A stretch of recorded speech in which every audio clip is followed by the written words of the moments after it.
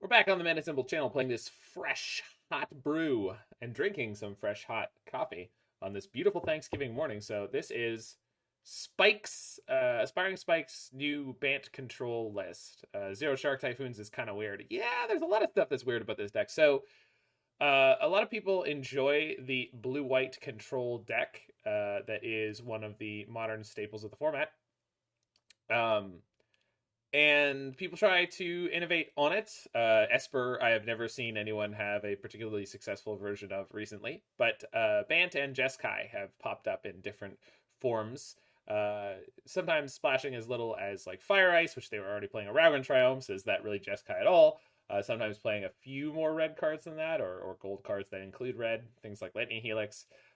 This version is kind of similar to that. The only green card in the main deck that is like green is Abundant Growth, and then we also have 4 Ice-Fang Coatls. But these do actually solve a couple different, let's say, problems, or they add a different dimension to blue-white, which is that you have a proactive play that is instant speed on turn 2, which is Ice-Fang Coatl. So if you pass the turn with Counterspell up, and you also have an Ice-Fang, you're going to have a choice of things to do. If your opponent chooses not to play into your Counterspell, you'll have an Ice-Fang to play out there. Now, we're playing an 80-card deck, so that's not always going to happen, but that is nice. Abundant Growth helping to keep your mana clean is also nice, although when you were playing a 2-color deck, you didn't need the mana fixing. So, you know, what? And we get to play Yorion, but there were already versions of blue-white that played Yorion. They just played things like Wall of Omens and Restoration Angel sometimes, other cards that could give you some more value when you expanded up to an 80-card deck. So I'm not actually sure what Spike's thought process on this was. I watched him play it for a bit yesterday, but he was a little tense with getting a lot of the same questions, so I didn't want to bother him and ask him to re-explain it, like what the point of the deck was. So that said, I think he got a trophy with it, and he was certainly doing a lot of good work.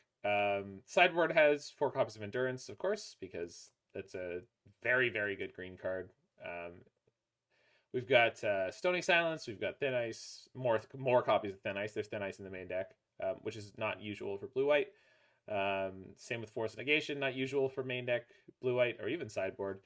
And that's really it in terms of things that are different and unique. But it's just kind of a straightforward, powerful blue-white control deck splashing an extra little bit extra secret sauce.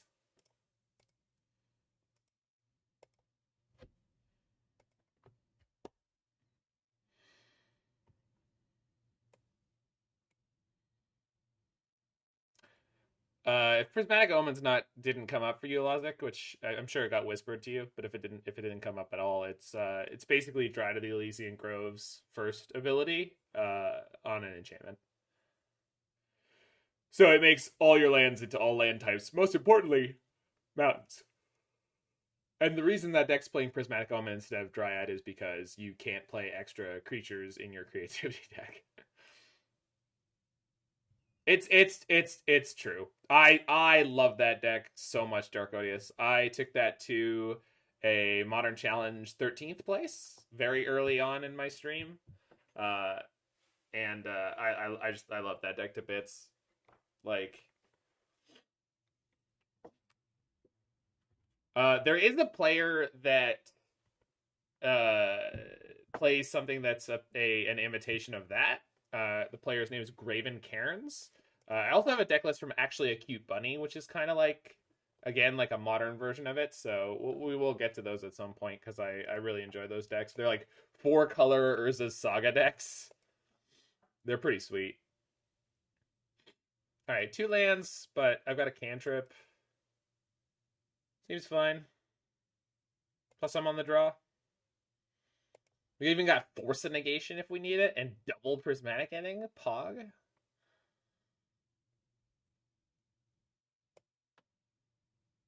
One of them has white. The other one doesn't. Graven Cairns version does not play white. Actually, Cute Bunny, I think it does. Sprawl. on red. Okay, so we can force a Blood Moon if we have to. Although, honestly, we probably don't have to. And we'll just be able to play through.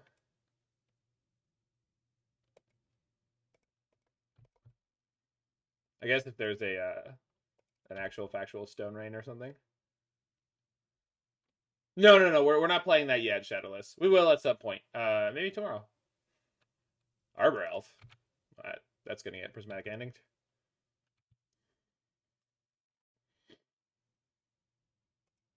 Lands? Anyone lands? Scared me. No, I'm not getting your hopes up to Dream Crush. Not intentionally. But that deck's going to be real taxing. Bone Crusher Heartcast. Yes.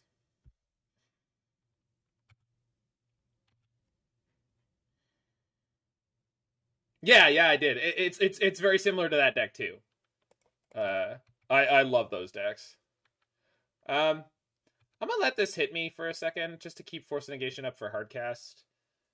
Like, I'm at 19. We got plenty of time. Yeah, Navigator's Compass. Yeah, that's his move. I think Graven Cairns plays the same list. Basically.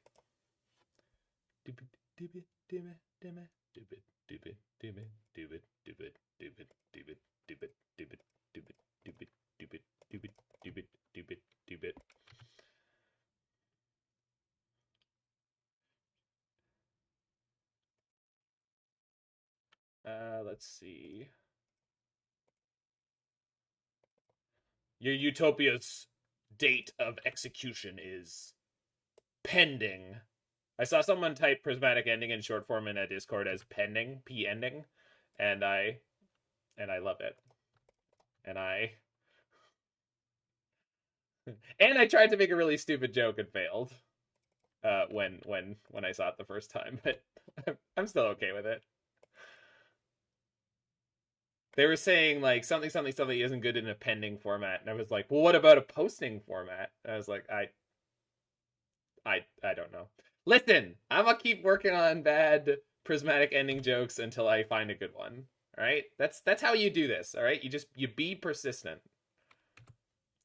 Whether you want to win a woman or you want to crack a nut, the key is persistence. It won't stick. Nobody calls Omens of the Seas Sea Ordain. I mean, I loved calling it Sea Ordain. The problem is nobody plays Omen of the Seas. That's the problem with Sea Ordain. That nobody ended up playing the card, so it just doesn't matter what you call it. We need extra lands here for sure. And I don't need to Spreading Seas their mana base. Your Index did? What, in Pioneer? I mean, I guess, but I don't know. Yeah, I do. Jacob Comiskey played that a lot.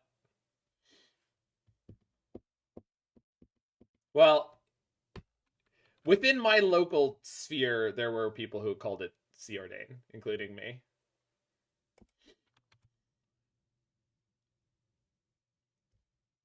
Teamer Spaghetti list that played one Breeding Pool, 2 Veils in the sideboard. I love that.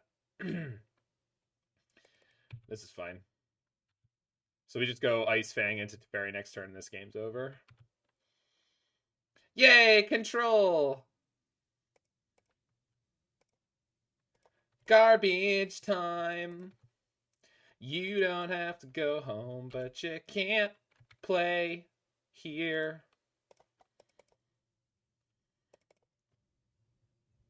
Hey, Mr. Fringe. 5 Veto, huh? I'd be ashamed if something happened to that. Boop. Yeah, imagine celebrating Thanksgiving. Just don't tell them, Dark Odious, that we always get to it sooner. Because we're better.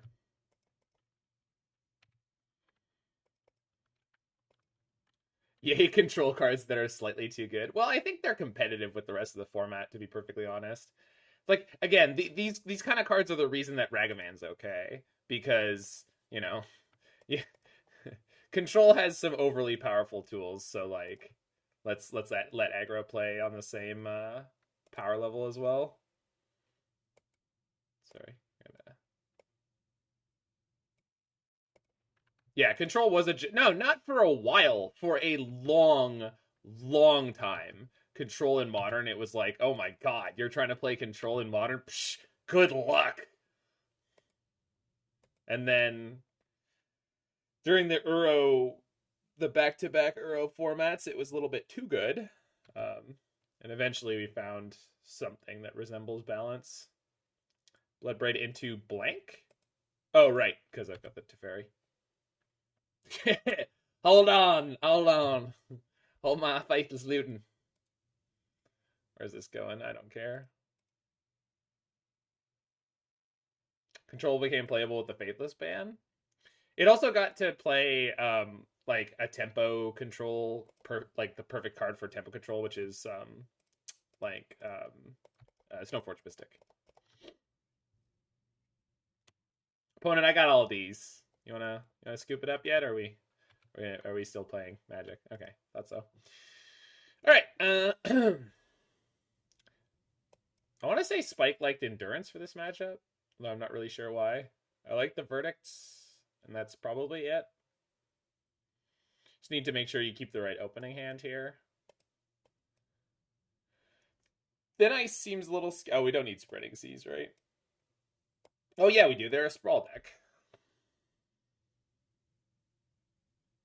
I don't know. The main deck seems pretty perfect in this matchup. Like, Endurance is a reasonable blocker, but would I want to shave for it?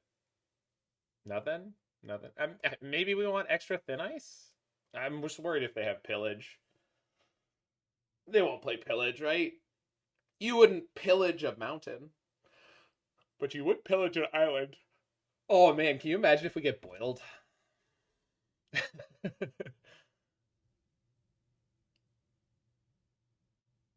Endurance trades with Fury. Yeah, it does. Trades with Fury, trades with Bone Crusher. But, like, is that... Like, what am I cutting for that? Is it Verdicts? Do they not go wide enough for Verdict to be necessary? Or is Verdict just good enough as a 2-for-1 against, like, Bone Crusher Fury? So I feel like Verdict's got to be just better, right? In almost all cases. I don't know. I'm clicking submit here. I really cannot imagine needing more of any of these things. The most important thing is to, like, be able to play through the turn through 2 Blood Moon.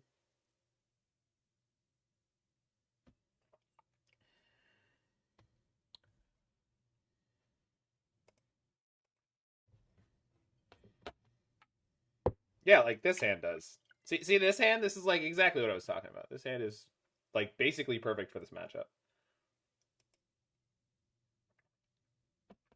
Also, our opponent's screen name is sweet. Uga Tortuga. I love that. Well, that's not going to be a turn 2 Blood Moon.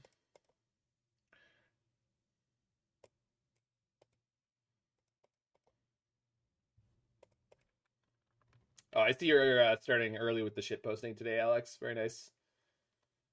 Control is garbage during the 12 post meta, Punishing Zoo meta, Jund meta, Twin meta, Pod meta, Eldrazi Winter, Titan, Eggs, Dredge, KCI Affinity, Titan again, and Burn metas. So most of Modern. Yes. I agree. They're going to play Sprawl. And they're going to play a 1-drop? Or a 2-drop? Or are they holding Stomp? Oh, they have Wrenn and 6. Oh, good for you, opponent. So on 4, am I going to have to counter anything? Probably not. Let's just ending this now. You forgot Phoenix and Gak? No, Gak was in there, right?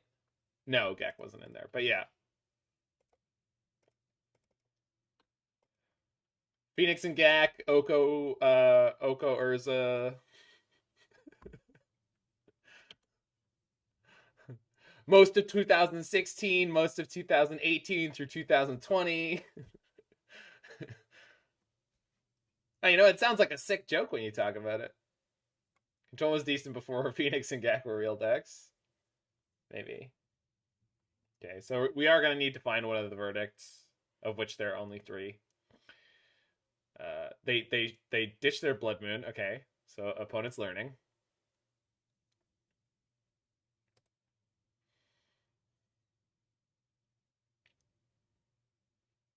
Let's go island growth here. There's the thing I needed. All right. So let's hope they jam like a Chandra this turn or something. Okay, that's fine-ish. We're gonna get hit hard this turn, but they're casting it? Oh, beautiful. Perfect. Okay, we're not gonna get hit so hard this turn. Do I trade the Ice-Fang for 3 life if I can? Yeah, for sure I do. Because it's gonna be an issue soon enough.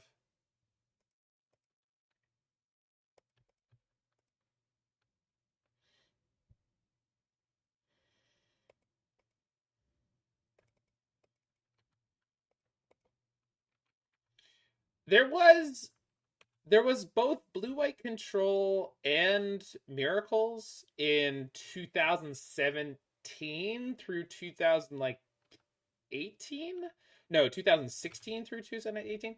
There was definitely like it was definitely a thing that people could play, and there were good players who did well with it. I know the very first thing I played with Mardu Pyromancer when I came back to Modern in 2016-17, somewhere around there. 17-18? I think 2017. There was a blue-white control deck that made the finals in the event I was playing. Oh, it was Clothis. Remember I was talking about the pending metagame? Yeah, Clothis is not good in the pending metagame.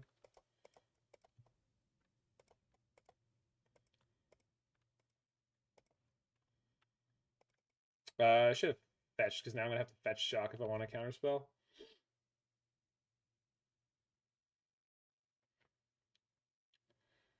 I don't know. I saw some good players on Miracles. Okay, so they're on the Elementals right now, off of Spyro.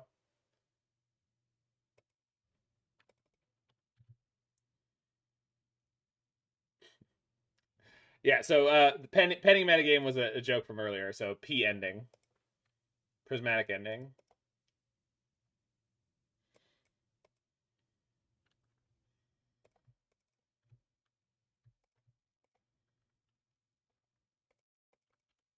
It doesn't mean like what it sounds like it means like.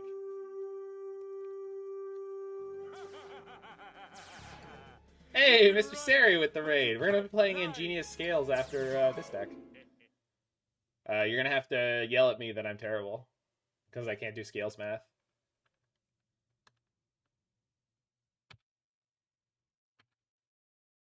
Scales math takes a very distinct type of psycho.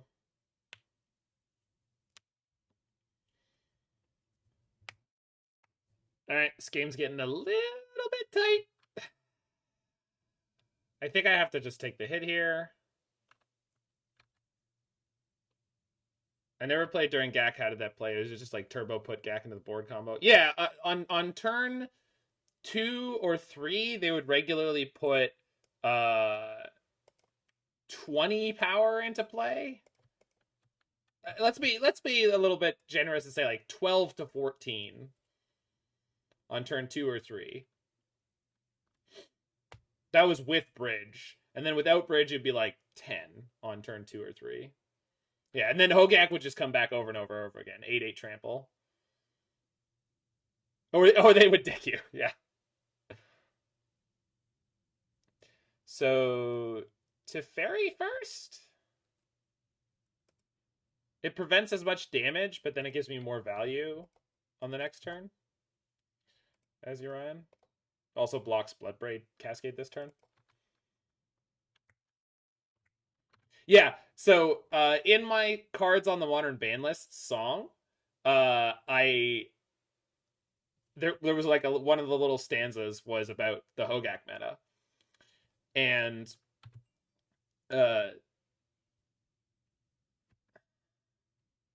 basically the joke was like, oh, we banned Bridge from Below, so it's gonna be okay, and then the Hogak mirrors got worse, where they were both or at the one PT or GP, one of the GP Hogaks, it was like 80% of the Hogak decks were on 2 to 4 ley lines in the main deck. And the losing ones were the ones who didn't play them. All right, I'm at 4, which is virtually the same as 6. Let's start the steal.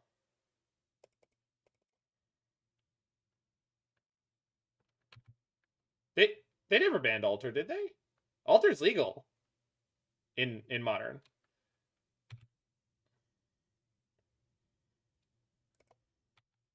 Oh, yeah, they banned Bridge. They banned Bridge to depower the Hogak deck, and it actually got better because, well, what happened was Bridge was important for the Hogak mirror, but Hogak didn't actually, like, it wasn't actually the best build of the deck. I'm just gonna play this as a 2/3 that I don't really care about. It's just, like, not a downside at the moment. I guess I won't have double white if I cast it this way, but I will next turn. I can use the treasure token this turn if I want to. Yeah, I just want this 2/3 or 2/2 as a blocker. All right, opponent, here's my Gray Ogre. I play your Magus because I don't give a sh.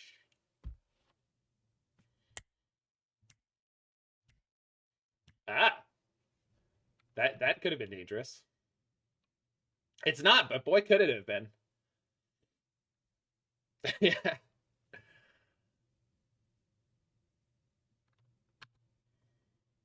Yeah, the explanation I've heard was that Hogak had to play Bridge to beat the mirror, and as soon as they didn't have to have Bridge to beat other Hogak decks, they got better against the field in general, which is just, that's such a disaster.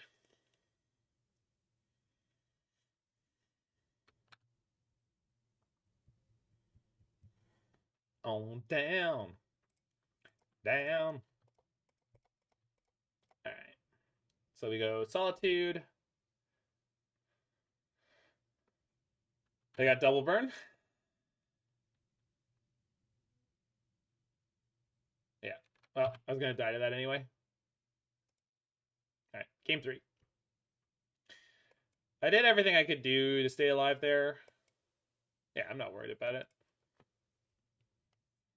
We just didn't draw the Solitude early enough.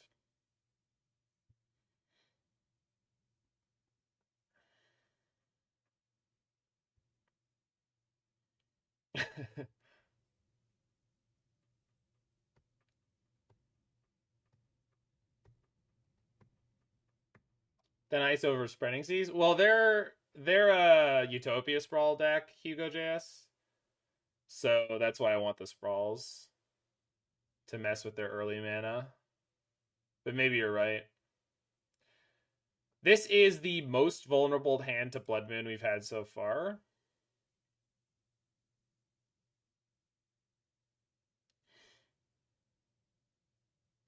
Because I can get a Plains with this. So play Breeding Pool, play this, put the growth on the Plains, and then next turn play the Gate.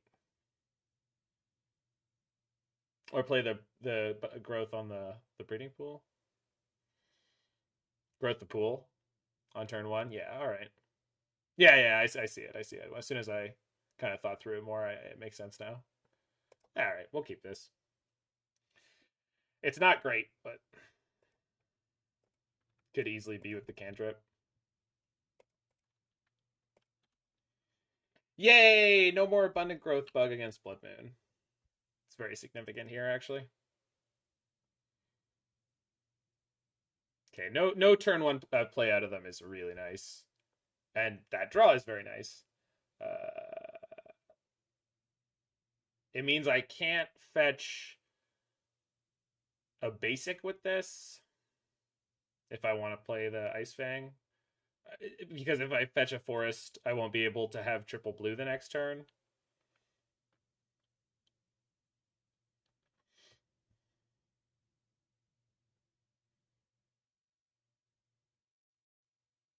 This Ice-Fang is actually annoying to cast onto, but I really want to, so We'll see what they do with their turn 2, but I'm very likely to cast the Ice-Fang and then just be able to charm the Blood Moon.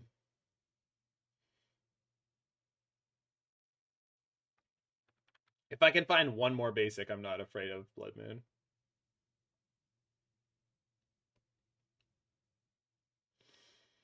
Ran and Seeks?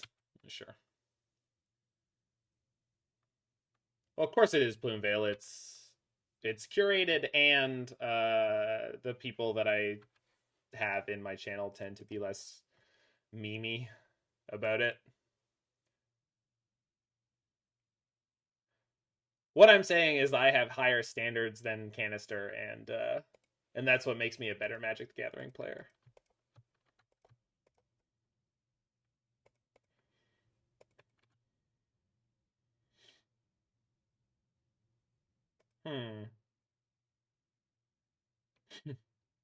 Got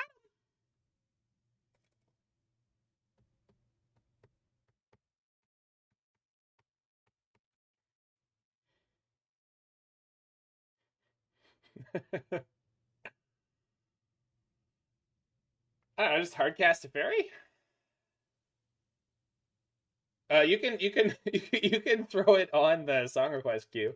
I actually don't mind that song as far as like meme song.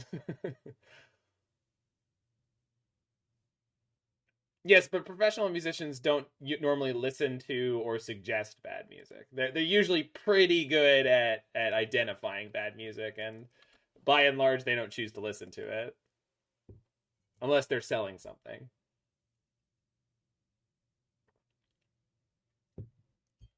which they usually are because it's their job. Fun fact.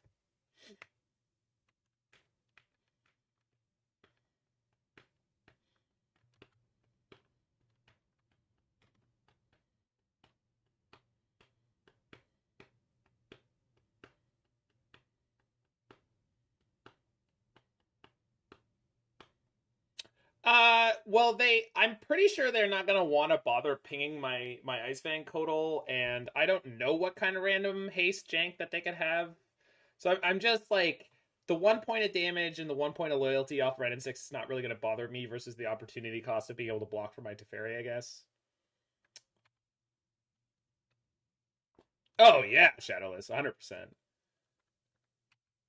It's just like, I don't know, like Gruul is not a frequently played deck. Well, that wouldn't block Questing Beast anyway, so it doesn't help there. Which, like, obviously you're kind of memeing, but like it doesn't help you there. So yeah, is there Planeswalker Death Touch? I actually think there is. In War of the Spark, I think something has Planeswalker Death Touch, or basically the equivalent thereof. So let's bounce our Abundant Growth.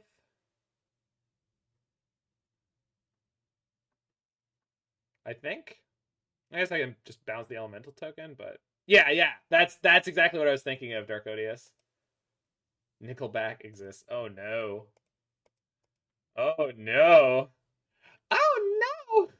Oh no. Well, I came here to cast Spreading Seas, and I'm gonna do it. God damn it! All right. Whew. Maybe disaster averted. Maybe it's gonna get worse.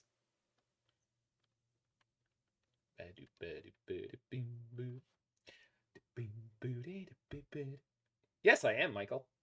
Thanks for noticing. Yep.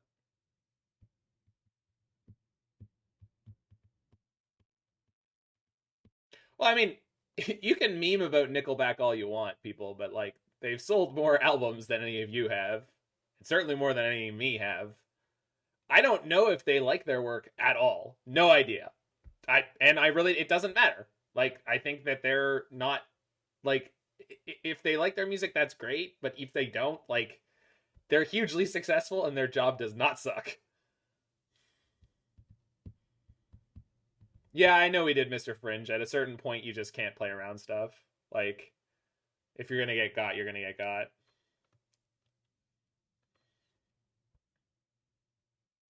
No, as far as like bad pop music goes, Nickelback is not that good. I agree you can be successful and terrible, but like it's just like yeah, I know that the ice has been stranded in my hand forever. I didn't have it in hand when I played in such a way that, but like I was expected to hit like a basic or another fetch by now, right? I don't think it's a ridiculous claim to say like, yeah, we literally fetched once and like, yeah, I made the wrong decision, but at the time I was trying to draw into another land and or fetch.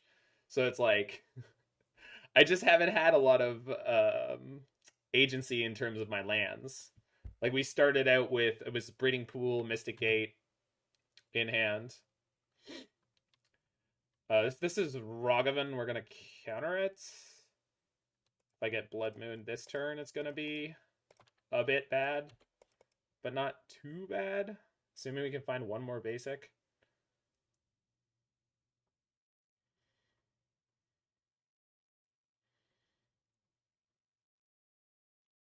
Yeah, the room is a great watch.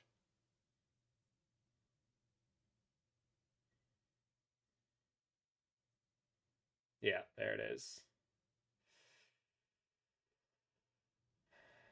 Oh, we do have a snowland for Thin Ice now. Oh, right on time. Thanks, buddy.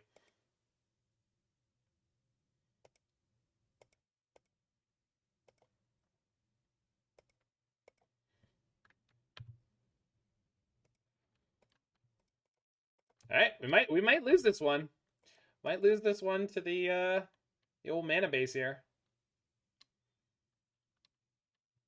Again, if I had played like ultra conservative and scared around the Blood Moon many turns ago, the Blood Moon that they ended up playing now, then we would be in a fine spot for this. If they can drop Blood Moons, you can draw basics. I don't know that we have a lot of time. Like there's just too high of a potential of a burnout now. Now they can bounce my Abundant Growth. All right. Well, we'll see if they see it. Yeah, they're doing it. Or they could just get their Spyro back and draw two. The reason I hit their Spyro, of course, is like, yes, there's the disaster scenario where they kill the land or they obviously they bounce it like this. And then they get to re-trigger the Pyromancer. And I just was not going to play around that because one, I don't know if they're actually playing any pillage. Like, yeah, I agree. I mean, and then they cast it. The question is the opponent's the best Blood Moon deck. I mean, it's the best main deck Blood Moon deck, probably, other than Blue Moon, which are probably the only two. Oh no, there's also Obosh Red. I have no idea. Is opponent's deck the best Blood Moon deck? I have no idea. There's at least three potential good Blood Moon decks. Right, and then there's Enchantress, which can tutor it, and they only have to play one. Happy Thanksgiving, Hoist777, and thank you, Shadowless. Familial Torture Day. So yeah, we got beat by some Blood Moons. Which, again, sometimes these spike decks have... yeah, I should be Toboggan. Blue Moon is still number one. Yeah, it's definitely the most like stable deck that like does it's like it's very medium plus, I guess. Whereas like blue white is like medium plus plus plus, but it doesn't have Blood Moon. The thing is, there's like a lot of the top tier decks are not. They don't care about the Blood Moons. Although maybe they do more than I think they do. Like, if you can get one through. Like, game one against Living End, obviously, a Blood Moon would be really good against them. Except they play 4 Force of Negation, so it's like...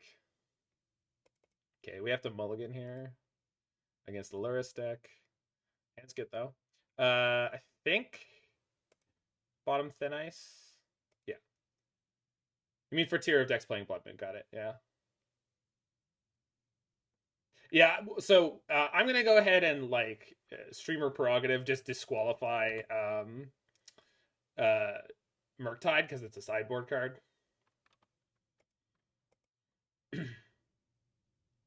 Okay, Toboggan, but just be warned, like Blue Moon is not a good matchup against Blue White. blue-white should beat you almost every time. That is not a good choice for beating up on blue-white. They're the bigger control deck. That's not where you want to be. Yeah. The classic heuristic for Magic is you either want to be the slightly bigger deck or the much smaller deck. And in the case of Blue Moon versus Blue White is the slightly bigger deck.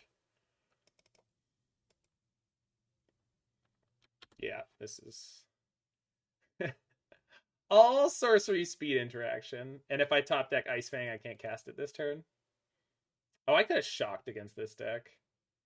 Yeah, creativity, the matchup is free against blue-white. It is free.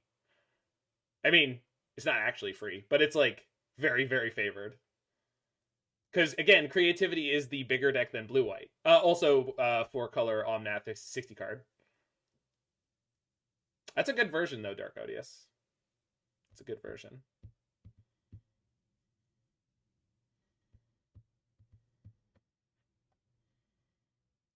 Oh, this is annoying.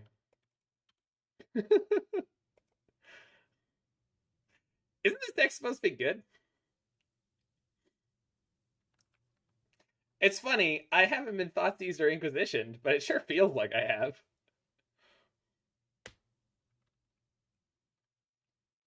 Oh, there, okay, there it is.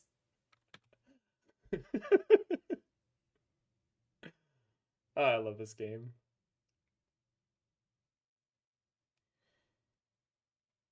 Bigger's always better until you're elephant size and there's mice running around in MTG. Well, it's like Standard often has this pattern where the mid-range decks will start one-upping each other, trying to get bigger than the other mid-range decks until they become a little bit bloated, and then an aggro deck comes in and annihilates them.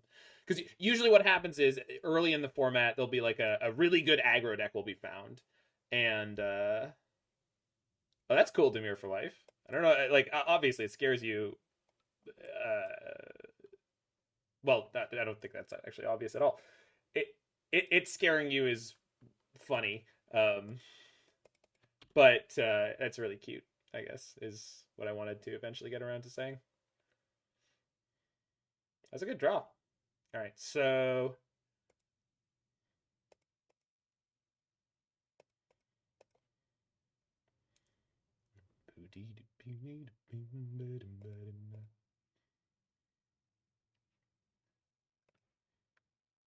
I think we'll hit the Den of the Bugbear here.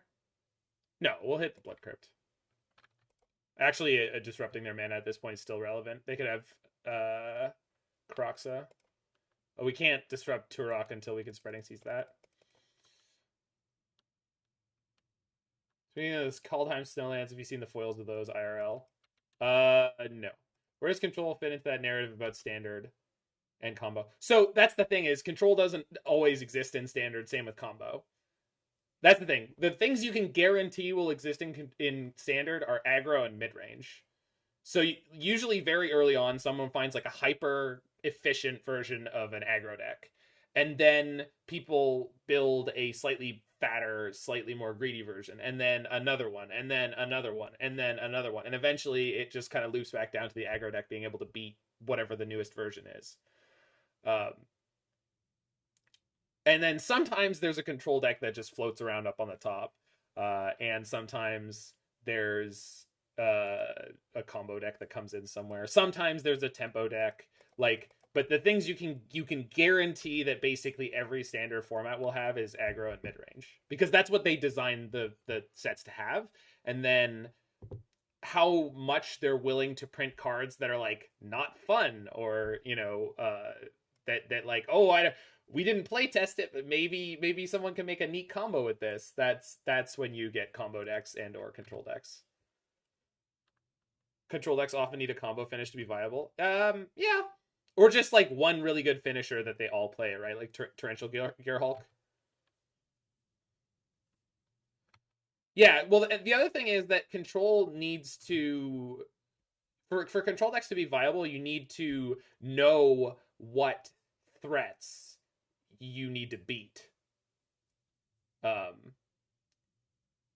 whereas any linear deck is just trying to win.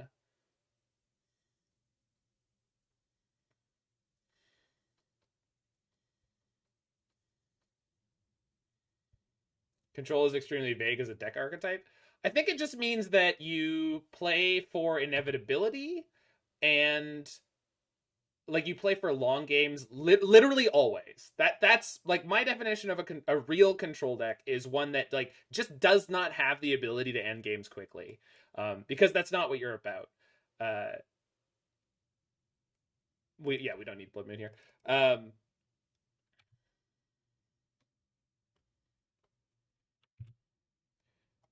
You're just trying to guarantee that you will always win the late game. I think old blue-white Teferi colony control was definitely control. Yeah. Yes. And sometimes the barrier between mid-range and control gets really vague. There are mid-range decks that are very controlling, and there are control decks that are very mid-rangey. I think actually modern blue-white control is very mid-rangey compared to a lot of other control decks.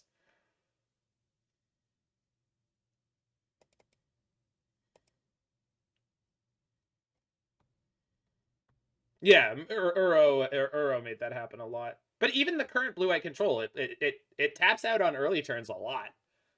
All right, am I just scrying here, or do I play Yorion in hopes that it can block a monkey?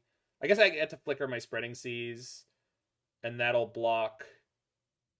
No, it can't block it. Well, it could block a Turok if their next land is red, but they can't because they have the treasure token. I should play the Yorion this turn anyway, though.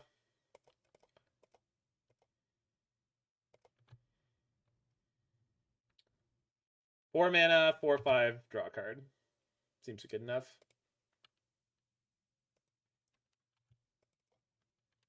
Yeah, there's a difference between tap out control and Drago, 100%. But like,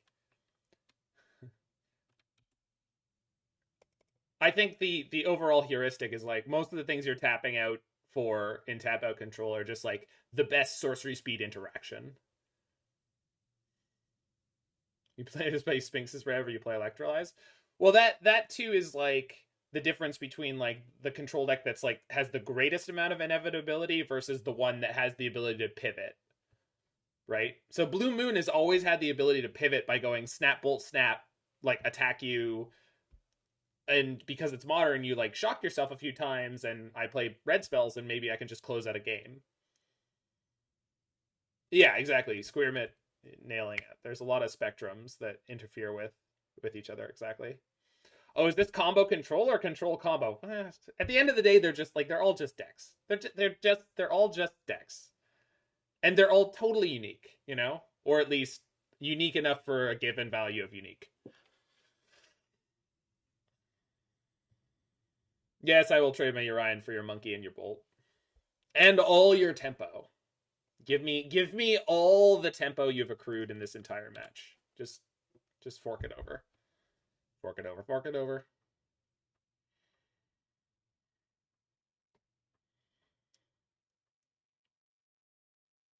Give. Yes, yes. Good.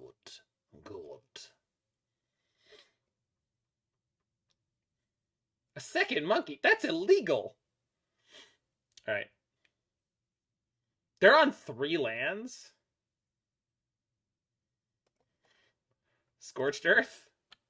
Anyone like a Scorched Earth policy? I know I do. Hell no, I'm not dealing with the monkey when you're down to 3 lands. It's actually significant because they might have like Turok, they might have a Kroxa that they won't be able to escape even if they do get in their graveyard. They can't boot up their den yet. Yeah. It's gonna be Luris from Exile. Yeah, we've got Memory Deluge to flashback this turn. So feeling pretty. Oh, I didn't want that. That's fine. Jeez, what is with this biblical flood over here? Tropic Thunder. I don't actually remember that movie. Well, when do we start scrying? Well, I wanted to bat out, but they kept doing stuff that I could like interact with.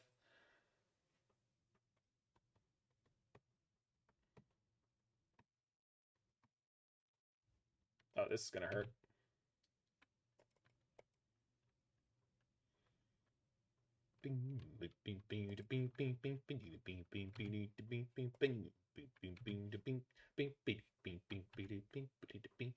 Eot Foff? Yeah. I love playing Fact or Fiction in the current modern. It's just like, it's just such a feel good card. Like, I love Memory Deluge, but there's nothing cooler than Fact or Fiction.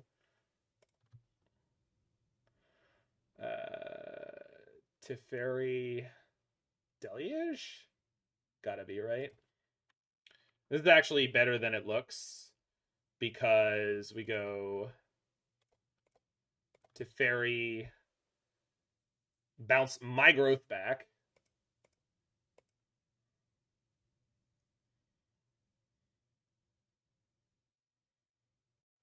And then I have another Deluge to cast. I'm at 6, which is definitely getting a little sketch, but yeah, I agree, Dashtal.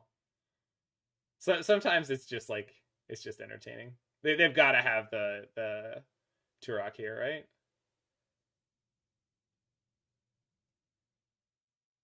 I've only played one Verdict, so, and we have Ice Fangs in this deck, so there are more answers than. Oh, I had an extra mana. I could have growthed. Sorry, I'm a goon. Sorry, everyone. They can't Croxa, which is good.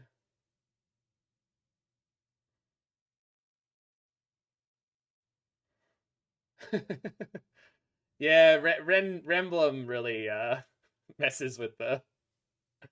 I think once you have a Ren emblem, there is no winning against the fact of a KCOM. Yeah, deal.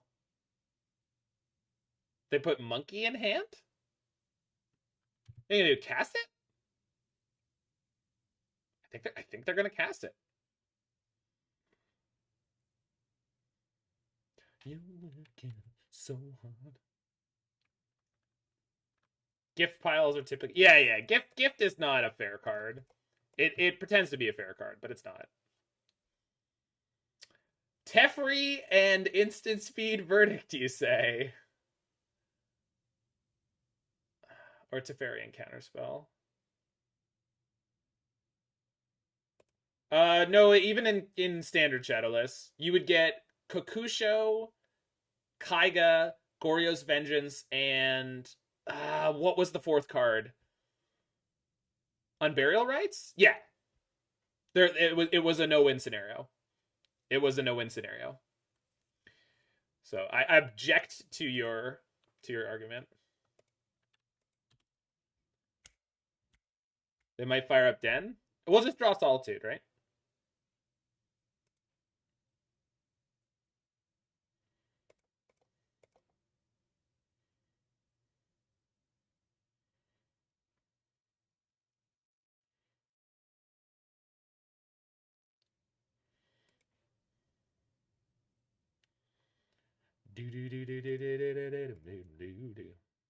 So you send back the monkey.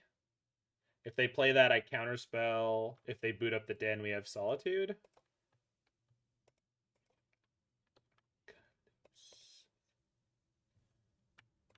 Okay. But we just look like we're going to Vantress.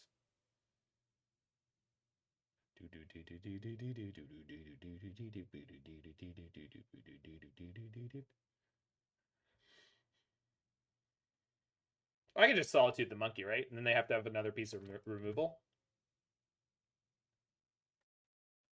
Kind of means that I lose the Solitude on this exchange, which I really want to keep.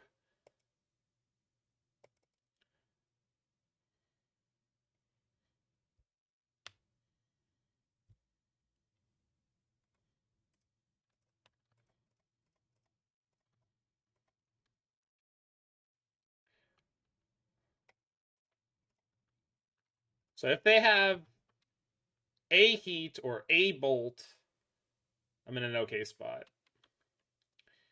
If they have 2 bolts, I'm very much dead. If they have heat bolts, it's also not great for me.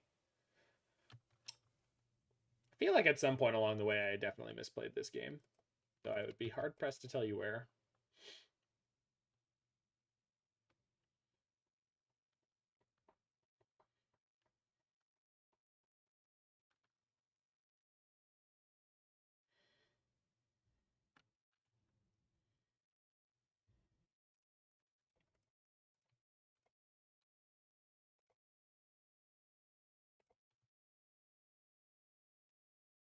Use the forest somewhere there.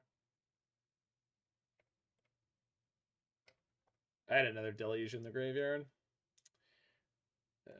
Bottom, top, bottom, just bottom it, just bottom it. No, we'll keep it. So draw that, play the gate, play growth ending. Instant speed ending is real nice. Unless they manage to get this going. Yikes. Okay.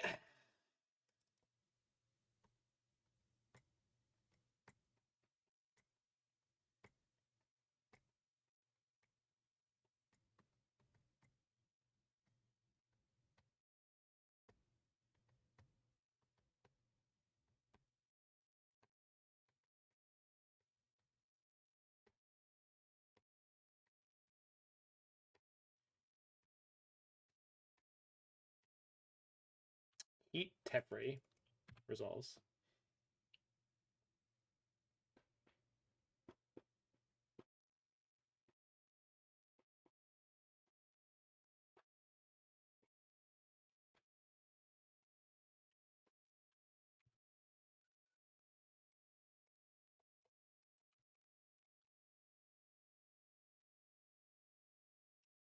Bolt, bolt. Oh. Oh. Yeah. Yeah. Oh, yes.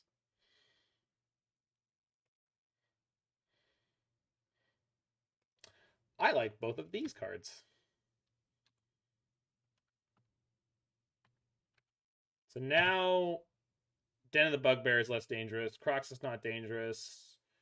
At least the first one. We've got Prismatic Ending. Another K-Com? They want to pick up what? Oh, they're just noggin whacking me?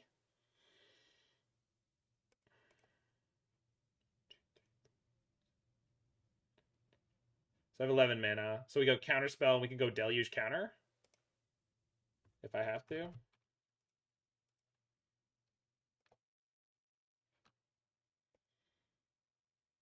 This is Counterspell number 1 of the entire game.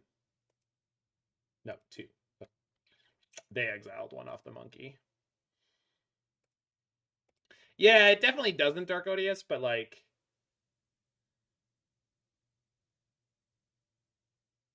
I guess the argument, such as it is like, well, you don't need to.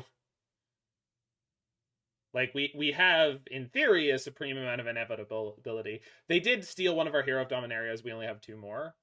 So, like, that card is crazy closing power. They took the Prismatic Ending. Okay. And then they play Croxa. That's fine.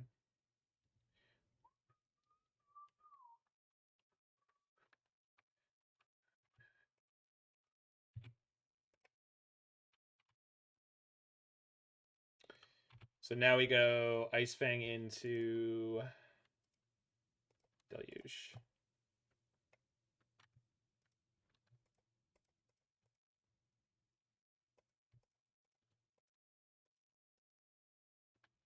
Okay. Seize is good. Solitude? Yeah, I think so. Obviously, I'd like another counter, but like... Seize is kind of a counter at the moment. And I also have another Deluge to cast, so it's like... There's the counter.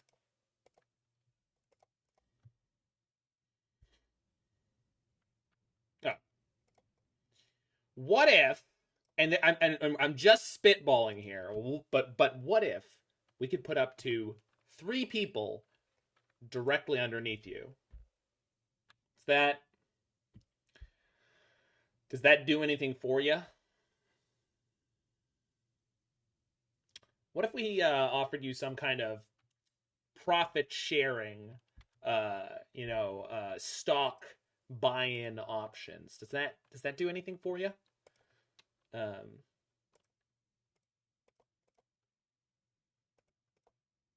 Whatever. I don't think they're coming back from this one. Who said we didn't have closing power? Oh, we've got closing power. We got their closing power.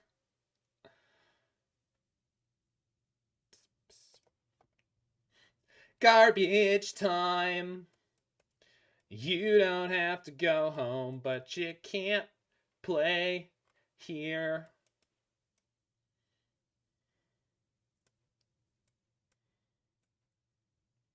That's I think that's the number one MTG parody I would like to do right now.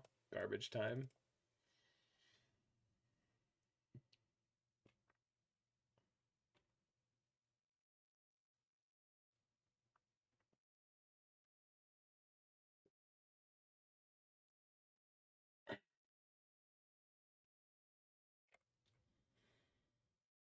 I think this is how I want to sideboard. It's possible I should have the verdicts in. I can't see them going wide enough that I'd really want verdict. You know what? I guess. That's fantastic.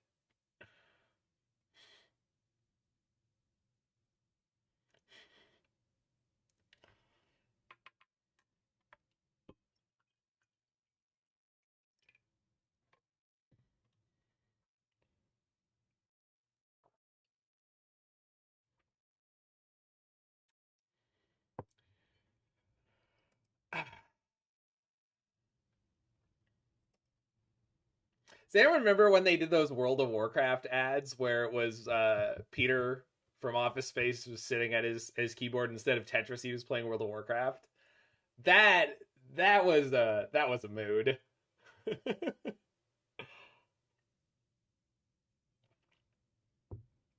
Peter, hi. You free for the moment? Not really. He's eating Cheetos. He looks like the guy who's that which has no life. It's just leaning back, just full extension. Shadowless, I love Kung Fu. Channel 34? Channel 34. You know, we should get some Thai food, and then we should watch Kung Fu. Was it Thai food? Chinese? I can't remember. I think it was Thai food. It's a 90s movie. It feels like Thai food sounds right. All right, we got to ship this one. Yeah, I think Thai.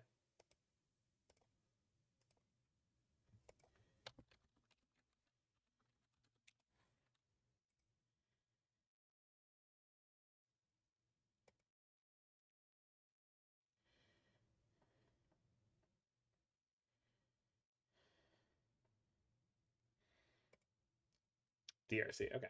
DRC is not a monkey. Oh.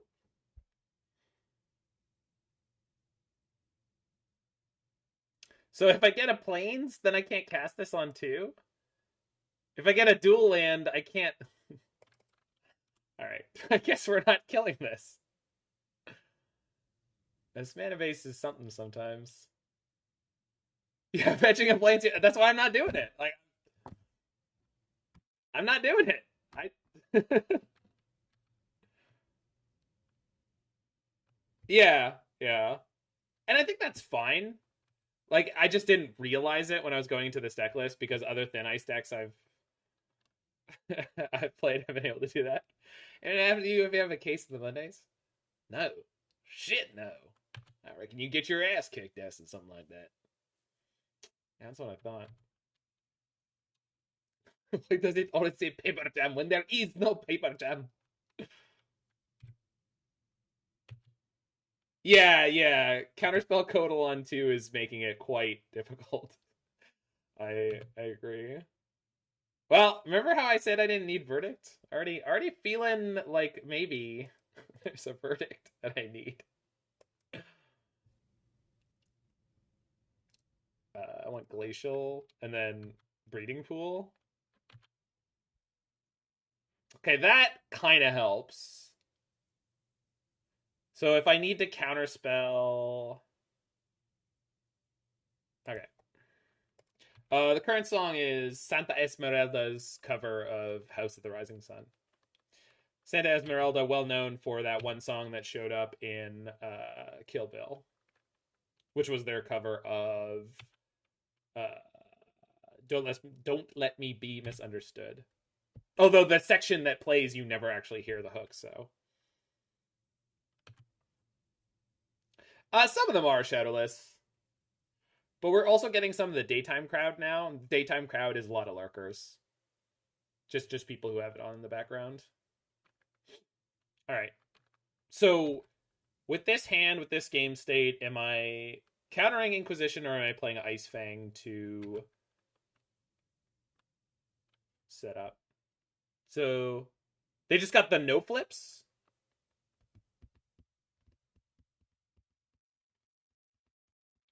They just got the no flip.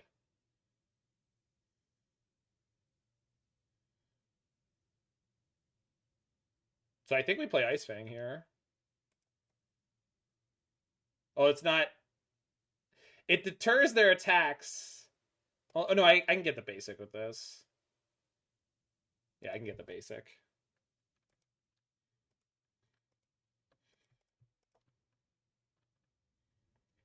I think Dark Odious has seen Office Space. If I think I remember who you are, and you seem like the kind of person who would go watch it. You haven't? Oh, it's really good.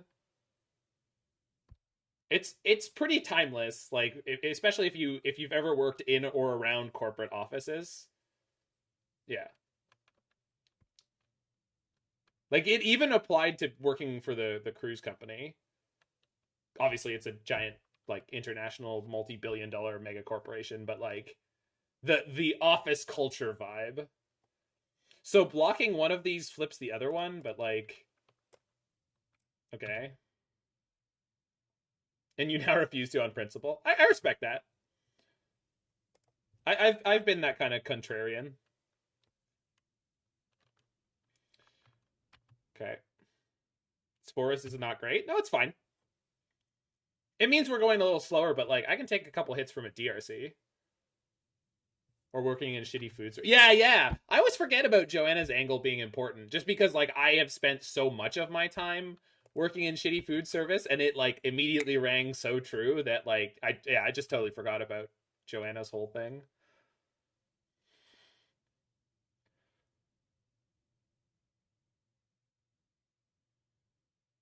Yeah. Pause the stream, go watch it. So what am I pitching to this? Am I pitching a land just eating the bolt? I think I am.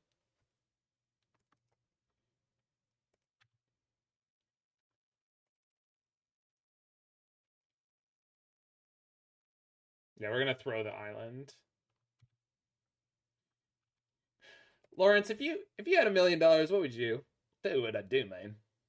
Two chicks at the same time. What? That's it? You you just do two chicks at the same time? Hell yeah, man! I was wanting to do that. And I think if I had $1 million, I could make it happen. Like that guy had this sort of like zen command of this universe that just we all should be incredibly envious of.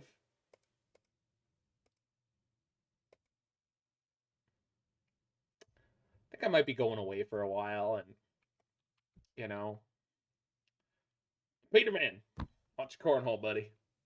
Thanks, Lawrence. Thanks. To work tomorrow because my company is in marketing e-commerce, so Black Friday is a huge day. Yeah. Yeah, we're gonna have to move your kid. But no, but but but I was told I was told I could keep this one, and I used to work over by the window, and there were squirrels and they were merry, and EE on one. That's a threat. So am I just spewing this counterspell? Probably. Like, what else am I gonna do?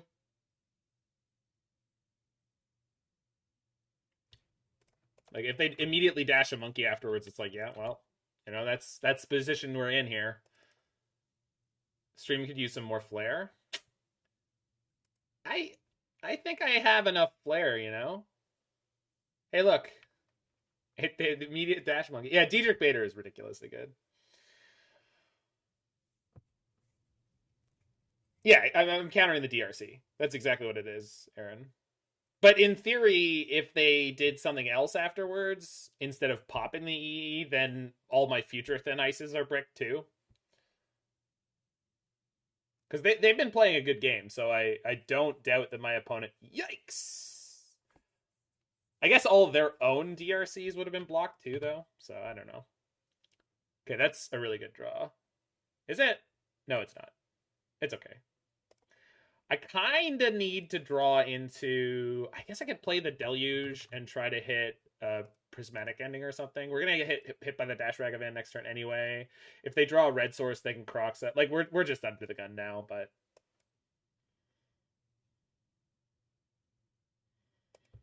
So we'll leave a blue-white. Yeah. I like this better than not doing anything. Oh, hey, look. 2 Thin Ices.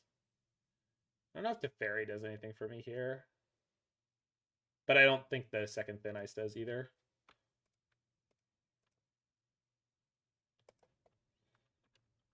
Okay. Where are these 15 pieces? Well, I got my Randy hat. That's like 5 at least.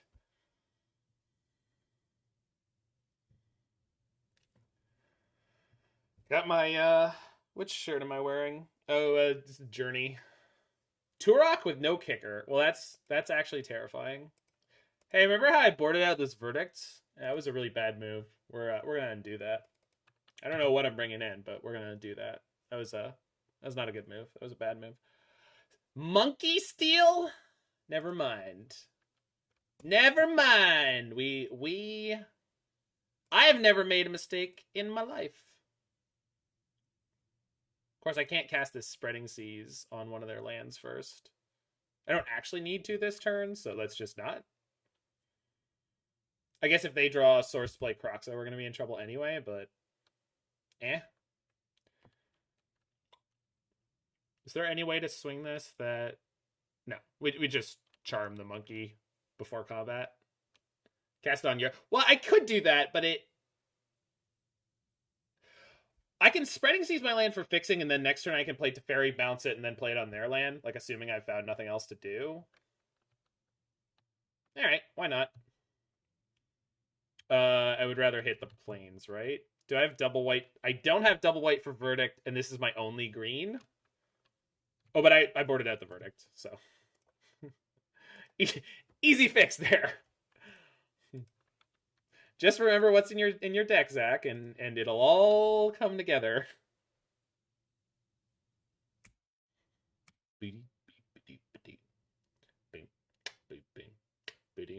I didn't, Da Vinci. You want to link it?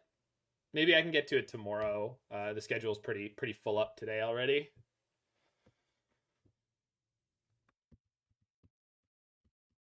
You tagged me on... I've been tagged by Da Vinci? People, the stream has officially made it. I got another 4-1 with a accidentally Yorionless blue-white Urza list.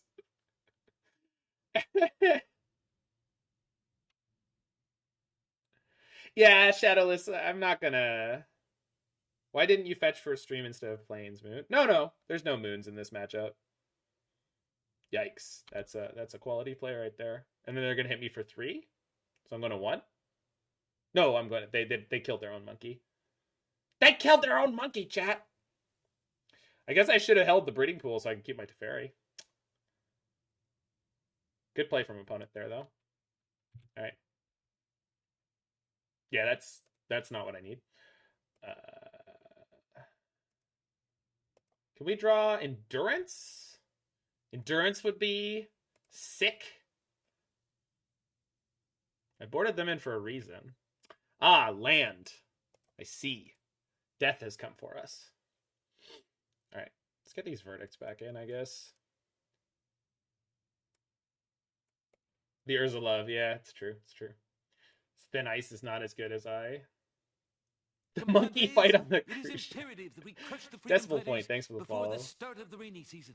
And remember, a shiny new donkey for whoever brings me the head of Colonel Montoya. That it is.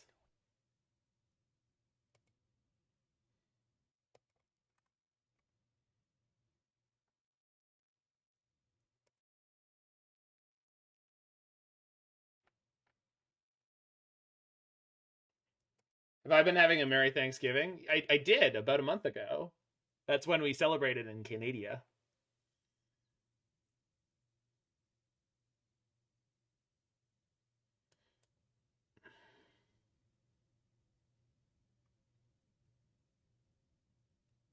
I'm 100% sure something in this main deck isn't good enough, but I don't know what it like. Is it Counterspell? They have EE though. Like, I think this has to be the way to board it, but like, ugh. In that case, Jen and I would play Dam. Deluge? No, Deluge is really good, right? Like, if you can get there, Deluge is the end game. No, the thing is, like, Counterspell is necessary against Turok, though. And I guess, like, all we have is Archmage's Charm at that point. Yeah, I know, but, like, I don't know.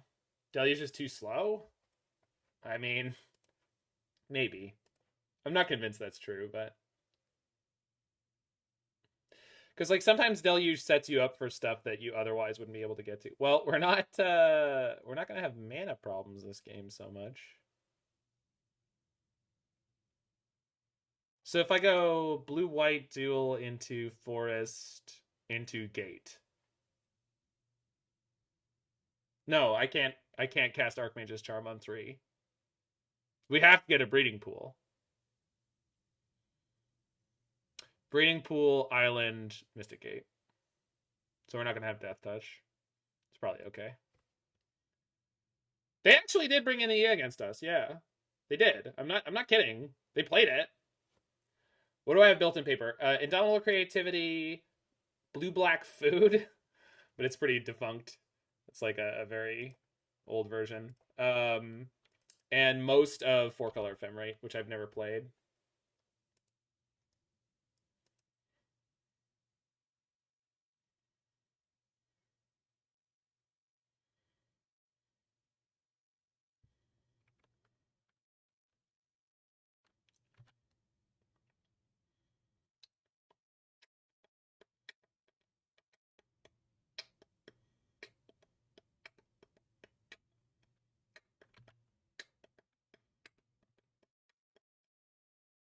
So I think the overall thing I have about this deck is I really think it needs a Rimewood Falls, and I'm sure there's a reason Spike doesn't have one, but whatever it is for the moment, I'm just going to go ahead and disagree with him about it because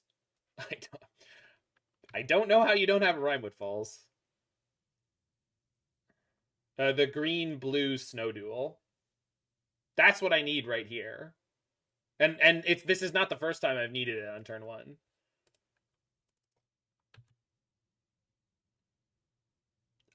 I have not been killed by Hammer with that. Hail from Ireland, Captain Billy Jones. I've done it before Dimir for Life, and I would continue to do so if a certain human being was in my life right now, but that's okay.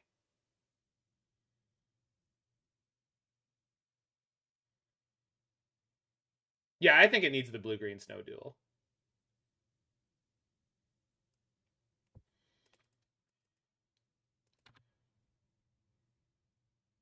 I guess he wants the blue-white Snow Duel to set up turn 2 Thin Ice on it?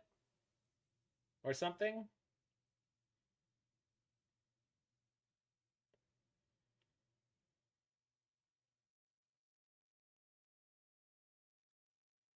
Dash Monkey, please?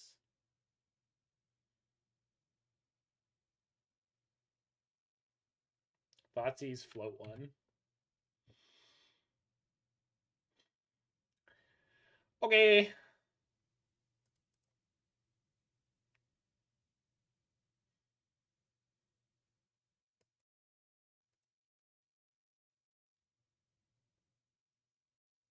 Yeah, I still think it's better too. I'm just trying to figure out his reasoning, and it's like Verdict and Thin Ice, right? Apparently, Infect is coming back to prominence. I'm not surprised. Yeah, in the 80 deck, in the 80 card deck, I also like. I don't see the harm in running one of each, but I have been like fairly anti like multiple tap land in 80, even in certainly in 60 card decks, but sometimes in 80 card decks too. Yeah, I don't know if Infect is actually going to stick around, but I do think it's better than people think it is. Like, for sure. That's a really good draw.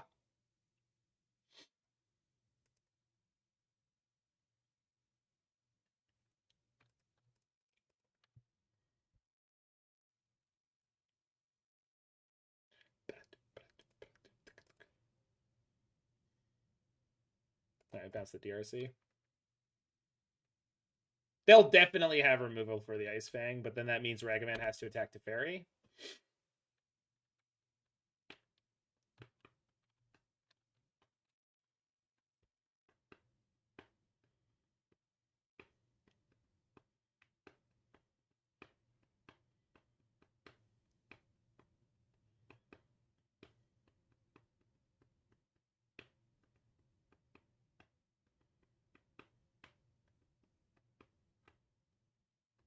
Black?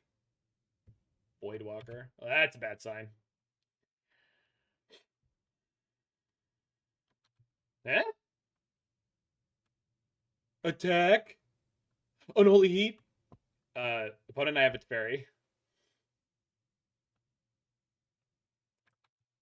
I mean, you can have it if you want. But to be fair, Daedric, if you go back, there was an Insight esports event a couple months back where Sultai Infect made like a top 16 as well. So it's not as like flash in the pan as some people might be talking about it as. Let's just top deck Verdict like right now. Or not. Because I don't want to cast this Deluge into their Dothy Voidwalker. Mostly because I eventually want to. I guess I lose the flashback, but they can technically cast it. But I wouldn't even recommend for my opponent to do that. My opponent may be my opponent, but I don't recommend they cast Memory Deluge off of Dothy Voidwalker.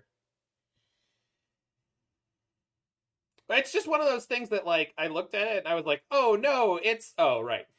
It just doesn't matter.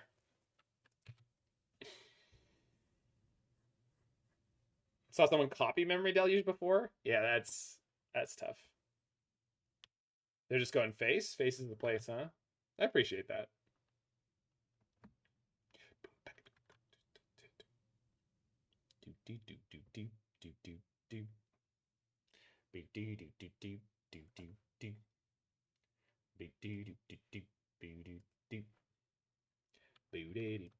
Oh, again. God, I love this. This is one of my favorite plays in all of Magic. Inquisition. Okay. I got all these. It's free card advantage. It's free.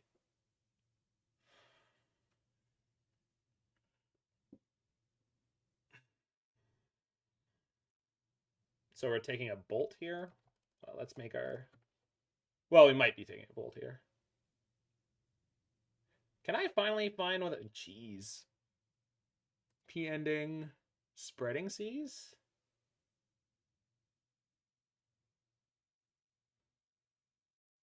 Or just Seas? No, we need to deal with the board a little bit.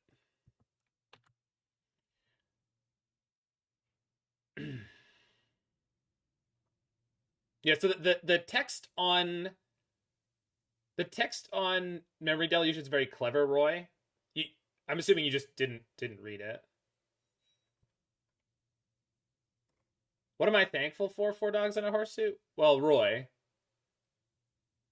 Yeah. I'm definitely thankful for Roy.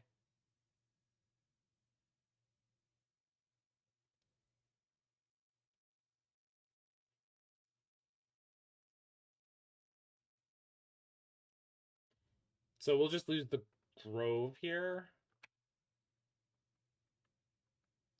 But it's cool though, Roy, because the way it interacts with flashback is very cool, right?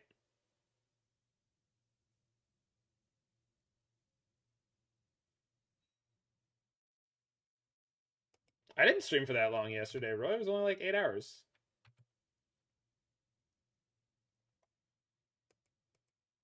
mean, it's longer than I usually do, sure, but... So I want to attack their red, which means we get the Karens.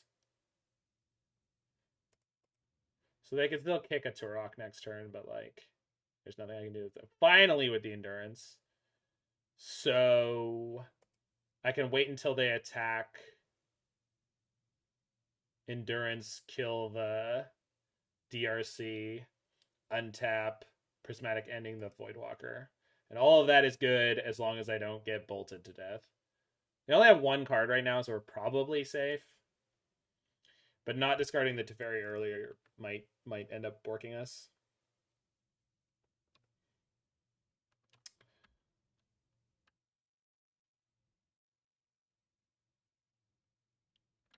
It's yes, yeah.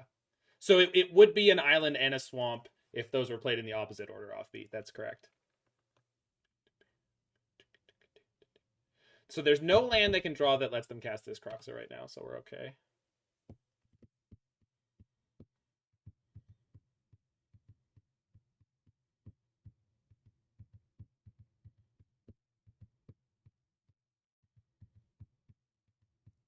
Hey, there's actually a cute bunny. Layers. It's always been layers. It's always been layers all the way down.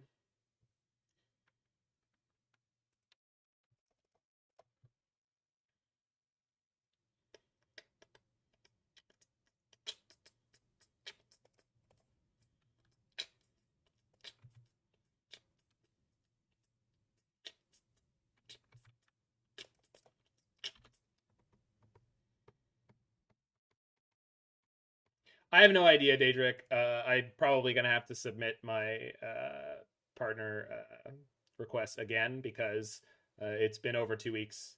And they say it could take as little as 1 week or up to 2 weeks. But they don't guarantee that they'll actually... Jeez. Last card to rock. And land. All right, we're dead to this. There's literally nothing I can draw. Yeah, I can't beat this card. I needed to draw... Well, I guess I could go Bounce the Seas, draw Verdict. I also have to draw the second white source. Jeez. Oh, right! I have a green creature. I'm a moron, sorry. Thank you. Sorry. We're actually fine. And I have an instant speed ending for the Dothy. So they're going to have to get into combat without knowing that they're going to get... Yeah, I'm fine.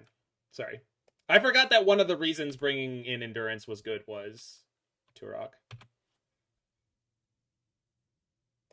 Sorry, y'all. Sorry. Yeah, I'm so used to Turok being protection from your deck.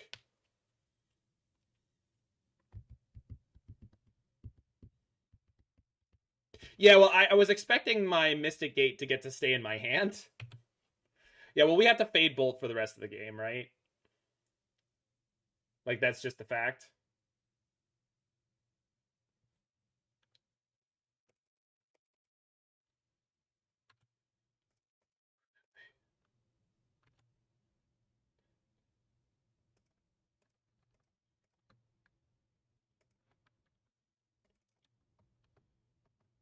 Fun fact, cake is delicious. That is a fun fact. Huh. Just not used to that. They still have Luris, by the way.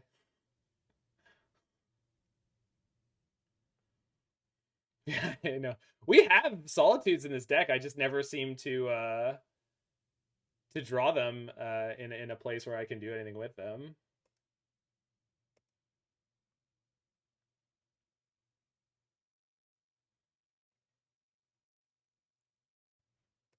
Yeah, that's the fun fact that I tend to run into, Jen and I. Most people's fun facts are not all that fun. Do I just want to have instant speed Verdict this turn? I have to... No, I don't.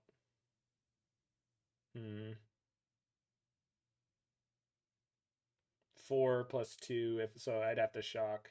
That's no good. I just let them cast what they want here, right? So let's Deluge before the untap. See if I can find, I don't know, something relevant. Growth and second verdict? Sure.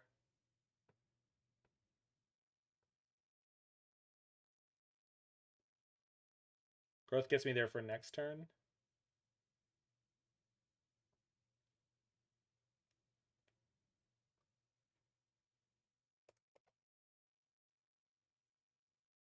So I'm already not casting verdicts. So let's do this so I can keep one extra life, which might end up being relevant. Plus this. And tap.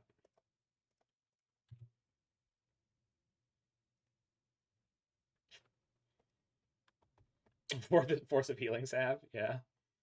Definitely the concern there.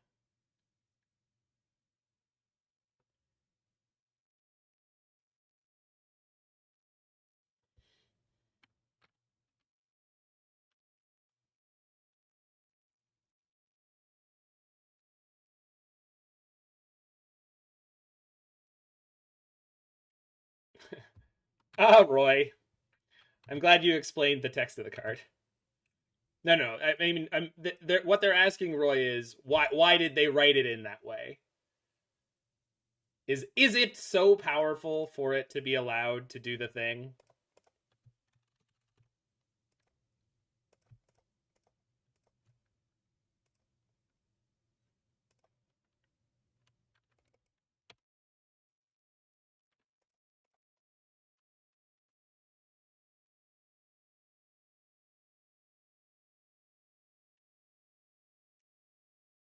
No, it's fine, Roy. I'm just saying, like,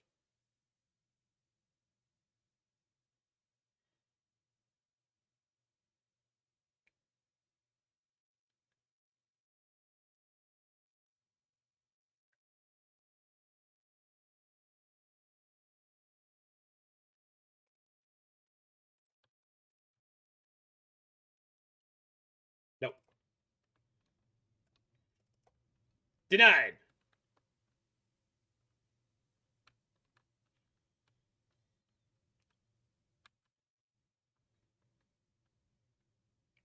Bolt.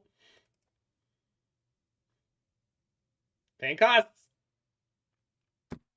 We don't have Counterspell in our deck right now.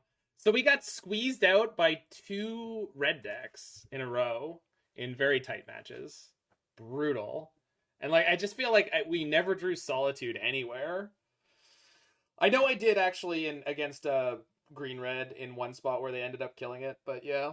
This is the kind of deck where you need to definitely get a lot of tiny edges, and I'm not finding them a lot of the time here. It's probably Zoomer to Boomer. Which of the global Twitch emotes do you think represents your stream? There's only one.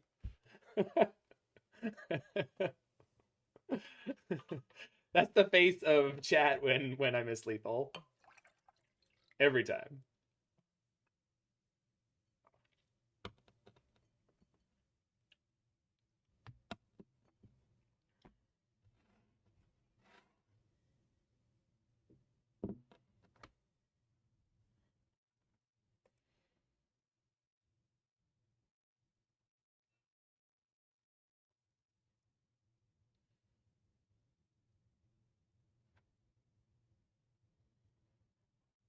What the hell is that? Foot yellow. They'll give yellow cards in football. No, I'm not afraid of it, Offbeat.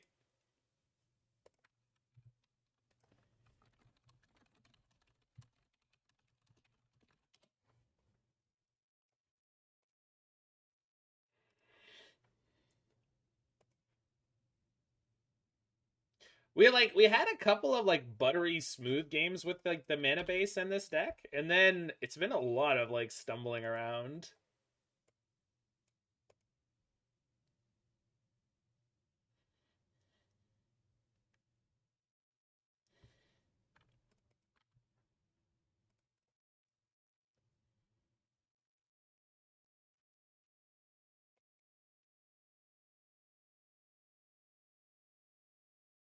Alright, I got no reason not to get the floodplain here.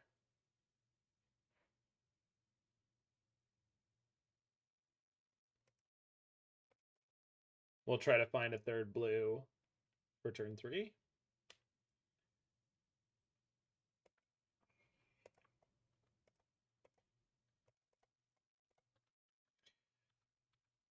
I suppose if they seize my Glacial Floodplain, I don't have access to white. I don't really need it right now. I guess, like...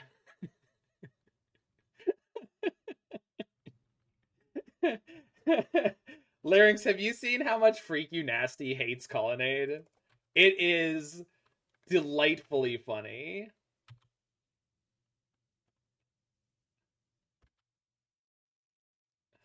I don't know, Roy, but I'll look into it. There's a lot of global emotes, right? I don't know anywhere close to all of them. Like, it took me forever to find out about D colon. Like, I'm not an emote authority.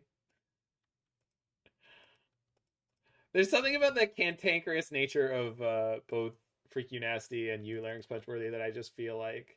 No, I do want creature lands in this deck. I want both a Hall of the Storm Giants and a Celestial Colonnade in this deck, but like I just want to play Spike's deck as is and try to figure out like what's going on with it and why.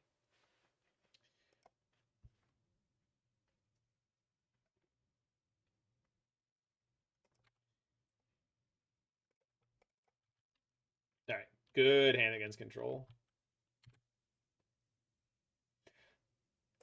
Well, that's someone's emote, right? Yeah. So that doesn't work for what we're looking for here.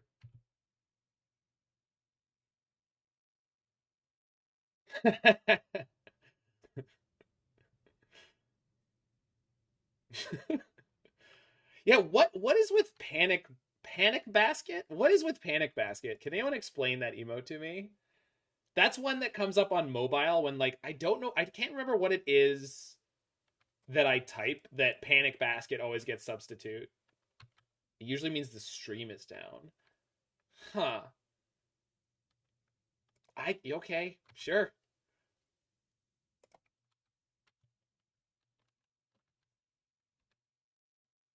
Still waiting for Bant Triome. We all are. It's only 2 sets away. It's like 5 months away, most likely.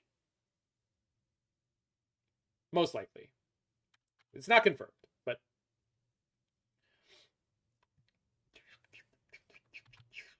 tell me that you love me, yeah.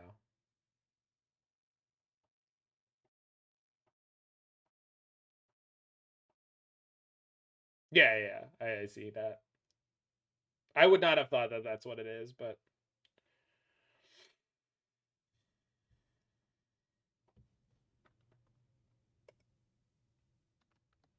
what the hell is that emote? Caitlyn S. Oh, it's Monka S, but with Kate. But I don't know who Kate. What am I supposed to know who Caitlyn is?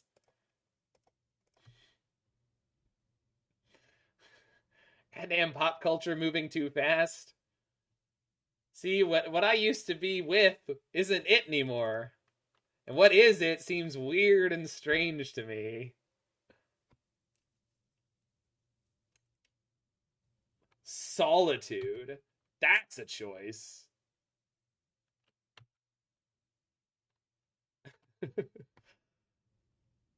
All right. So growth and another blue card. Yeah, I have plenty of lands. They can't boot up their Storm Giants. So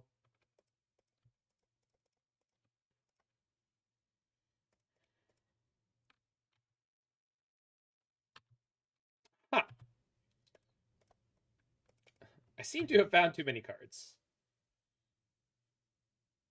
Surely I'll find another land. Don't call me Shirley.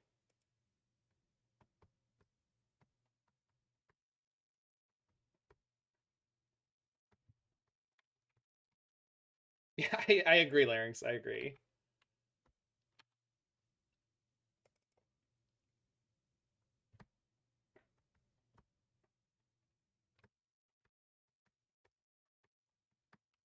I'm in danger.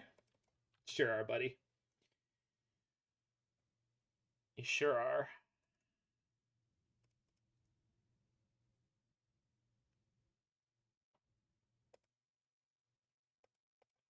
Well, these decks traditionally don't play any Force of Negations, so not like surprising or anything. I am actually probably going to lose this to Teferi, but he's done his job. If anything, he's done his job too well. Like I actually can't do anything about the Solitude right now. I could put Yorion in my hand, but that's like burning more cardboard. We just needed to find an Ice-Fang or a Thin Ice. Prismatic Ending's no good.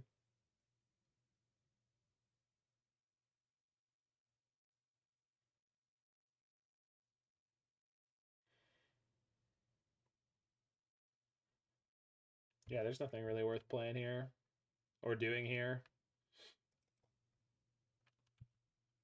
I guess on their turn, I could like Archmage's Charm to try to draw two to find Ice-Fang.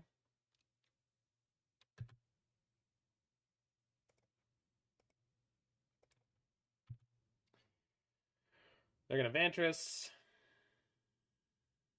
Sure. One more abundant growth. That's true.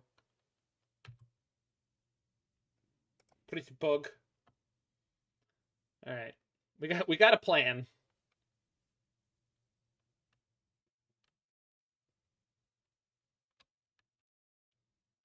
Actually, a cute bunny is not the hero we need, but the hero we deserve. Ho! That's a big one. All right, so I am going to be able to charm myself here.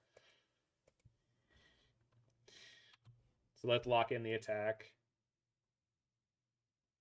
I guess I could try to find Solitude, but I think I'd rather do, well, if I Deluge and I find Solitude, we pitch Teferi, remove the Solitude, take the 7. And I could also find another piece of removal. This is probably the way to go. There's Solitude.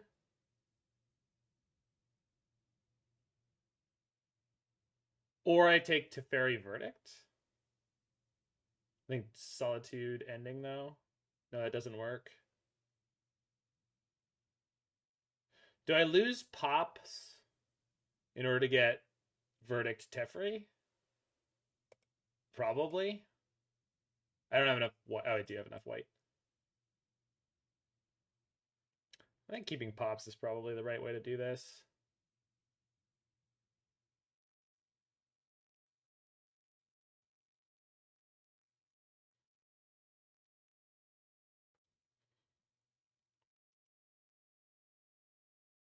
Yeah, the second Pops. It's true. It's true.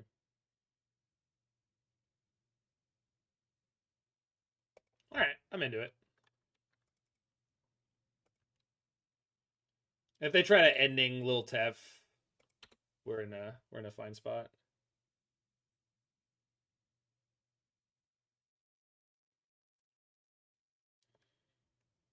I've got a lot of cards in my hand, so it was not a small number.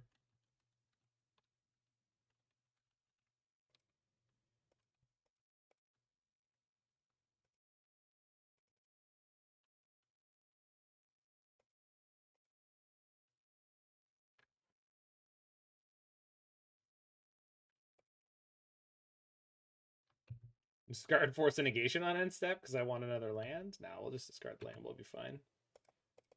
Hey, Carrion Lich.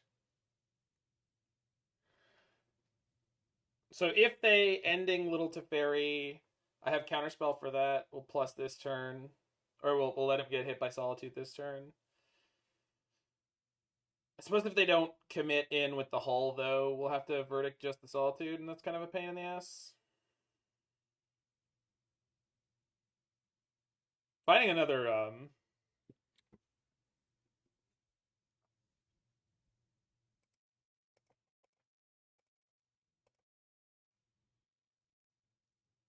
yeah.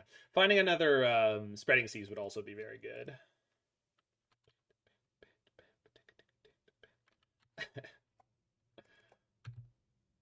don't know, Jiggy. I think it's just like grinding breach. Like it's not like I went and instantly 5-0'd with that deck. It took some time to kind of get my feet under me with it. It would be hilarious if Spike said that. Yeah, that'd be pretty good.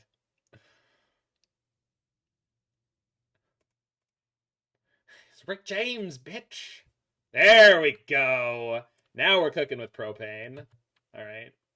Game over. User wins.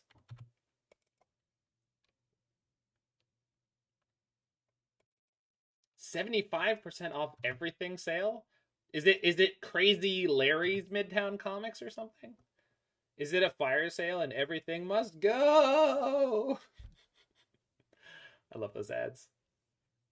Are we cooking with propane accessories? I consider it, yes. Is propane itself a propane accessory? Is a propane grill a propane accessory?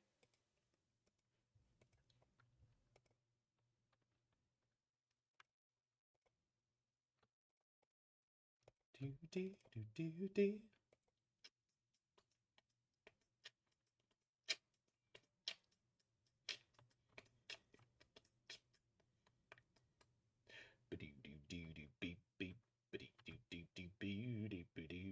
They're gonna have the post-combat ending for my Teferi, and then we're just gonna play a new Teferi.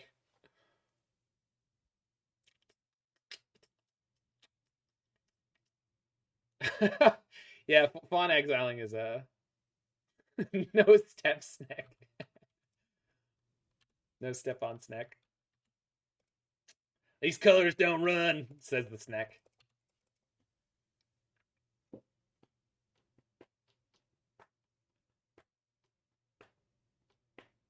Draw 2? Good luck.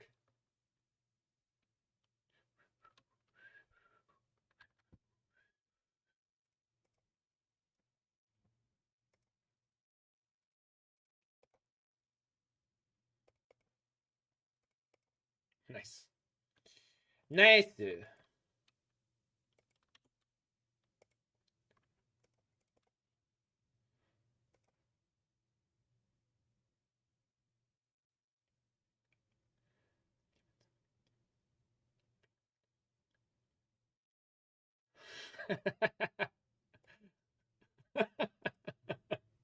Larynx. Hard cast, Solitude, no targets. Resolves.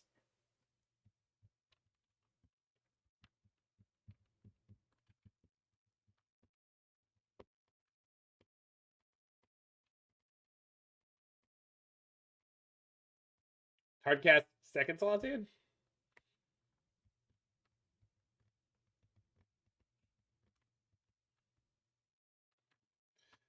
Draw 2. That's not strength, opponent.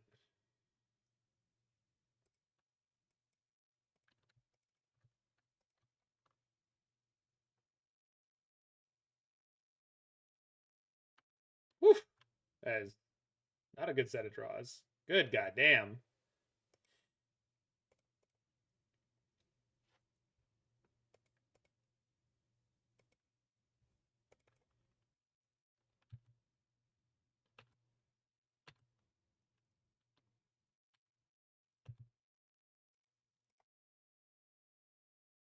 It's a good thing we got through them, huh?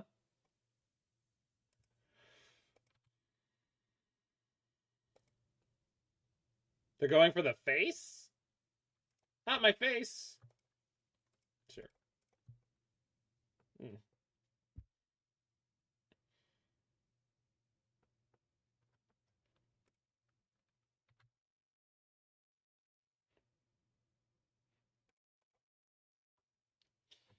And the beat goes on. Sorry, the flood. The flood goes on.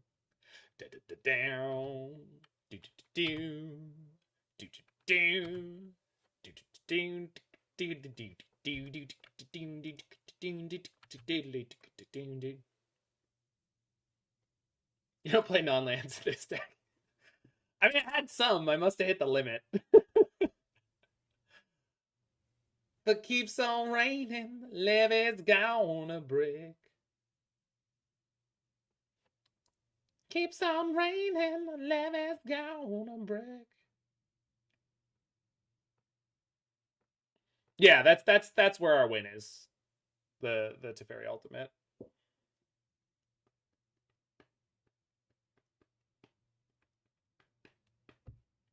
Finally.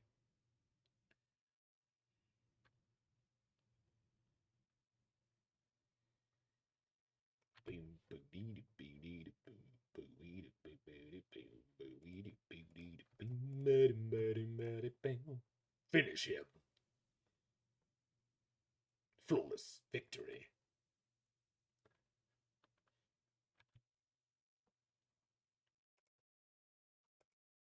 So we go Tef Emblem. Bounce Seas. Draw a card. Exile the Colonnade.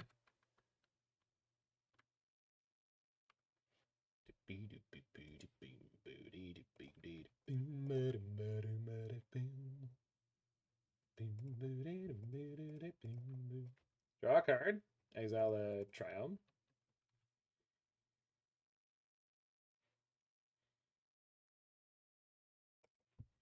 Go Yorion to hand.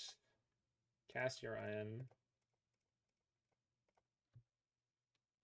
Trigger 1, 2, 3. Okay.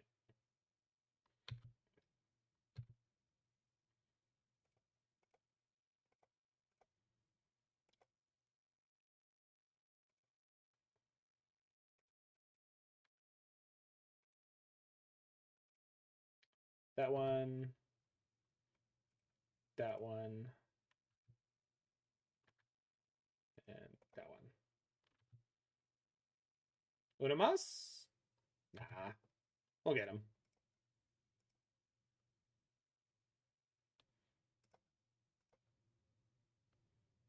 There you go. Garbage time.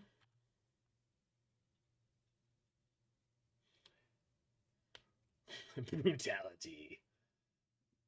No fans of the Babality? Okay. I'll kill you with a noodle. Different noodle.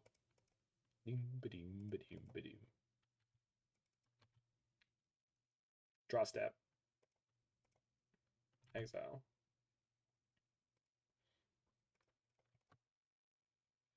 Oh, he's trying. Y'all want to go for the flawless? Anyone want to go for the flawless? We're going for it. We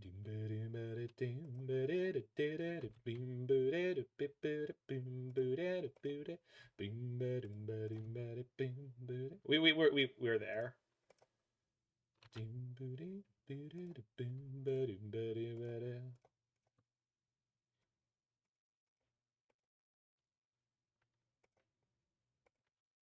Oh, it auto targets. Well, thank God they made that for online play. So convenient. Oh no, I don't have mana. I have one more fetchable, right? Exactly one.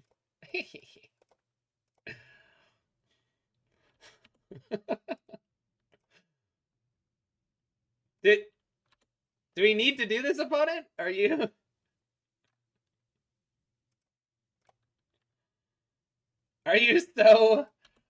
so vain?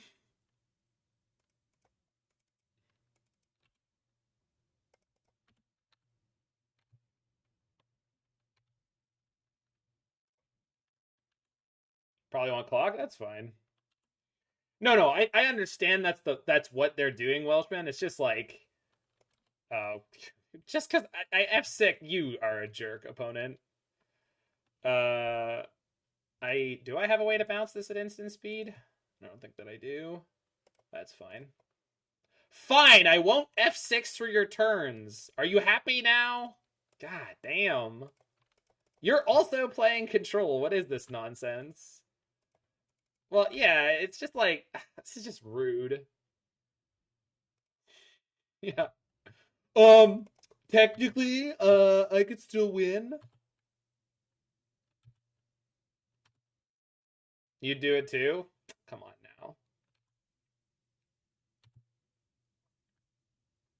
now. Well, that would be true in paper, Roy, but not online.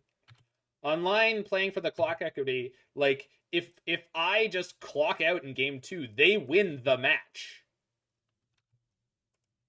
Not the yeah, if the score is 1-0, it doesn't matter. Whoever times out times out. Yeah.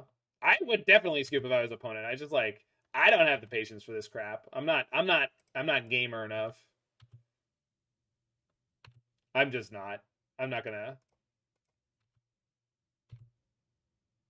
They're clocking you, but you can afford to lose game 2. Yeah, it's just like this just means that like if game 2 isn't going my way, I might like early concede it. Because I'm down on clock.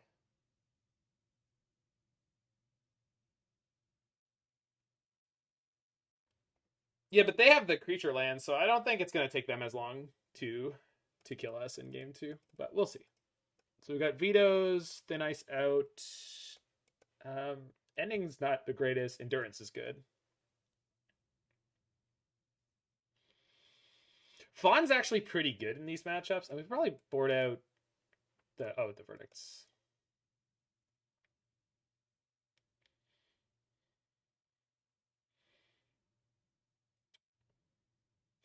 Aw, you. All right, let's go down like one ending, one fawn, and one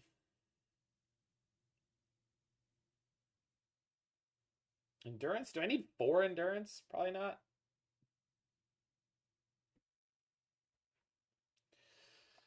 Ending is really medium unless you just specifically need to remove Teferi 3. Is Seize great in this matchup? Yeah. No, Seize is quite good. Oftentimes turning off your whites, turning off their whites, turning off their red for the pettiness. I mean, we could go down ACs, but like we only have 4 in the 80 cards, so like ending's only a problem if they result of fairy. We've got vetoes and fawns. I'll be back in a second. So yeah, we'll submit late, but mostly because I'm getting up.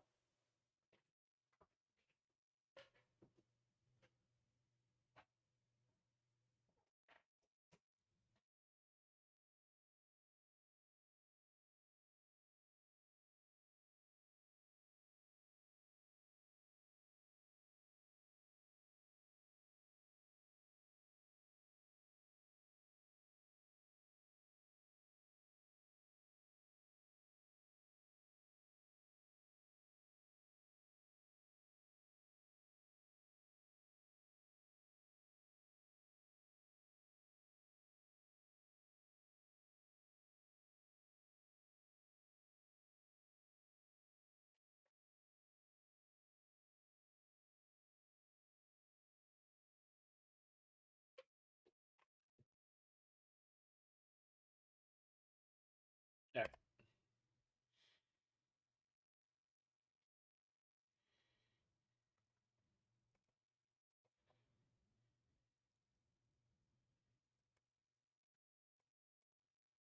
And it's perfect for the matchup. Let's go. This is the exact number of prismatic endings I want to draw over the entire course of this game.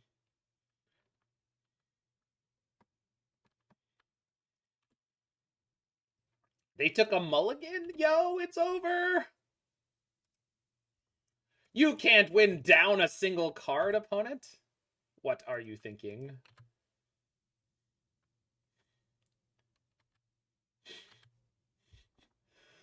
Roy, thank you. I did need the reminder of that human. What a beautiful soul. The world is richer for having him in it. I guess I need basics for this. We'll get it when we need to. Uh-oh. I've drawn one too many. I'm not following my own advice. Also, they hit Colonnades Hall turn 1-2 again? Damn. Oh, I know, Roy.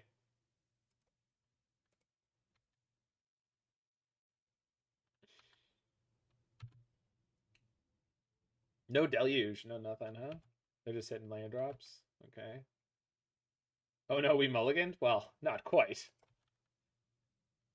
They do have a Vantress going though, and then like their man lands are coming online, so it's actually a little scary. I don't have the verdicts anymore, but I do have Solitudes.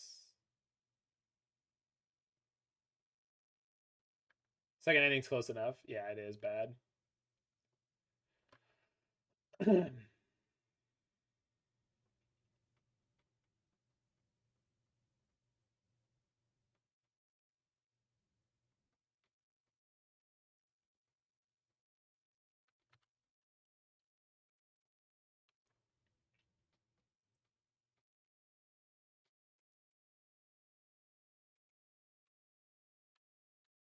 Well, I am playing 80 cards Plumeveil, so it's like I was hoping I wouldn't see this many endings. I don't need either of these cards. Just need specifically Solitude. That one's okay. So if I play Teferi 3, I have Counterspell, I have Force, but Force has to pitch Veto.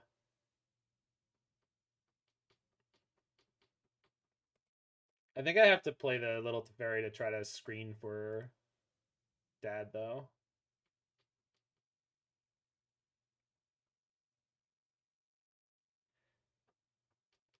Unfortunately, because of the creature lands, I have to blink first here.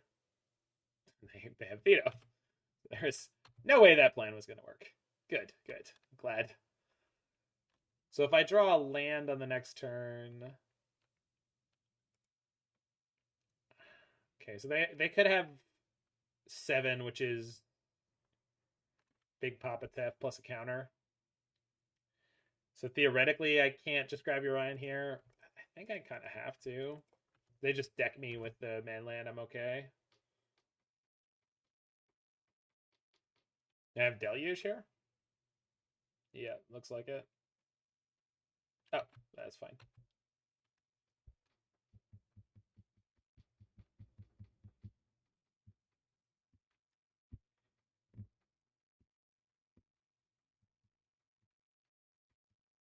Little Teferi is fine. Is it? No, it's not. I have to force it, then they'll counter, then I'll Prismatic Ending. Probably pitch the Yorion, though.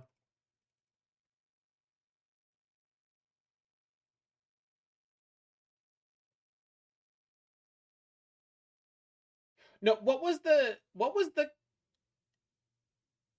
joke name for Dovin's Veto that was like so on the nose that it was just like too good for them to actually use it? Does anyone remember what that was?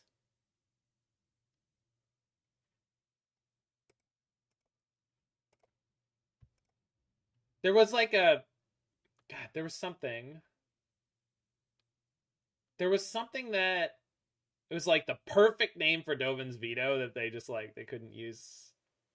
This is like too perfectly funny. No. I guess nobody's gonna know what I'm talking about. Resolves, good.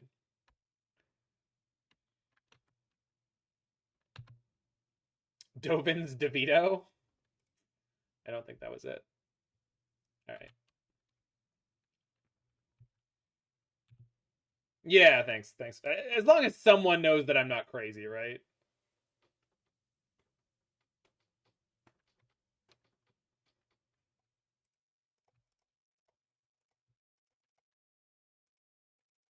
No, it.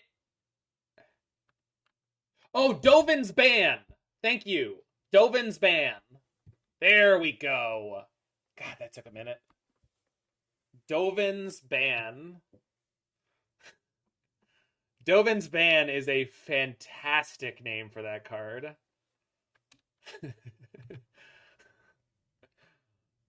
So top. Yeah. Dovin's ban. That name is fantastic. I'm not taking any questions about it. I will not be taking any questions. Nor will I be taking questions about why I mistapped and didn't leave up my Castle Vantress when I knew that I had the thing on top. It's definitely a missed opportunity. What was there was another missed opportunity card name. Oh, it was Law and Order. Which they specifically said, well, sort of Law and Order. Sort of Law and Order. So we use the Veto offensively here to just shut them out. But if I want them to spend more mana this turn, we go Counterspell into Veto, and then we'll see what they have. Sword of Law and Order was when they made the blue-white sword. There were people who wanted Sword of Law and Order, but the pushback on that is Law and Order are both white concepts more than they are blue. I think Law can be more of a blue concept than white. Order is definitely something that like more describes what white is interested in, but oh no, I've been fawned. Oh well.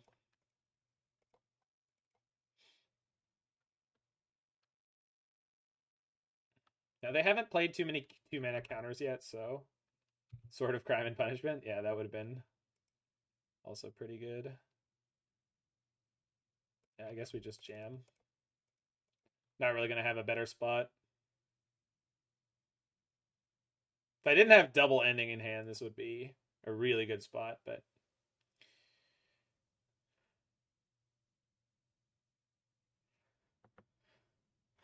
yeah, it worked fine, Larynx, but we'll see if it actually works well in the ending. Or if we'll find out that in the end it didn't even matter.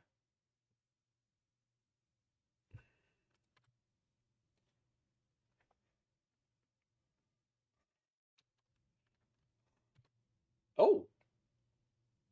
Hey, the brain dude. I'm doing very well. Subtlety. I just got subtletied, y'all. I am excited. I will top that.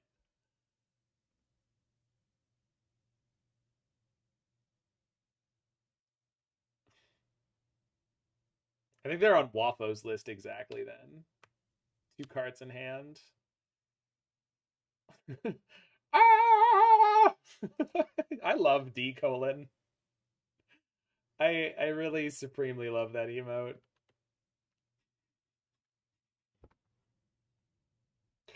Ah! Oh no. Are they gonna come in with the Hall here? Oh, I'll Solitude that. Yeah, I'll Solitude this. There's already a green-white sword.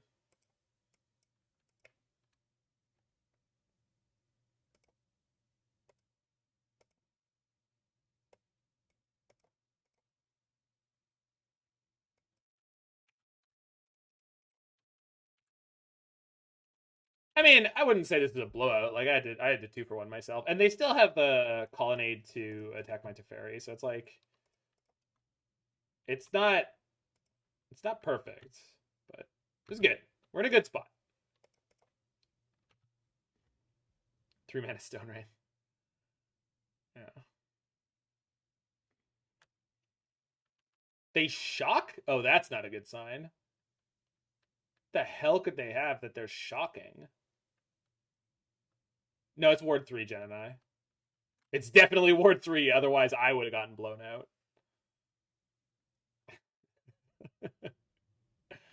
Thank you, deck.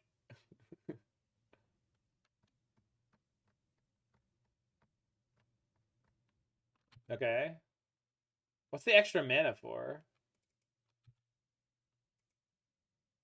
What did you shock for? All right.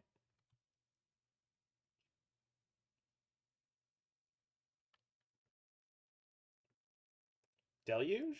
Yeah, I guess that would make sense. Or like Cryptic. I mean, there's lots of things they could have. Oh, they have 4, so there's a bunch of things they could have.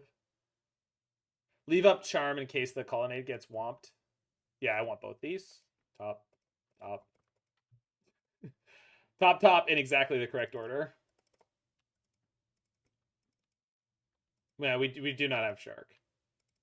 Yeah, I think green red is the sword that's missing. Is there another one that's missing?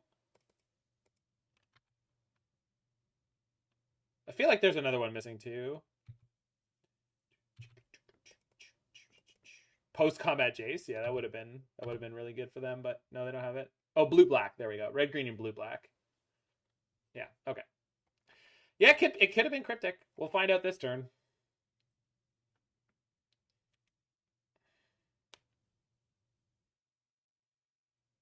Yeah, they're gonna get absolutely riggedy wrecked. Get riggedy wrecked.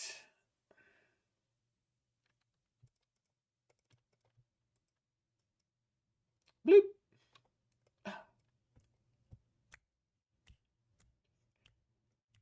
They have a second counterspell? Let's find out. If they do, it's going to be trouble for me. Nope. All right, got him. Oob Sword seems cooler than others. I mean, it might be quite cool to the touch. I'm not sure.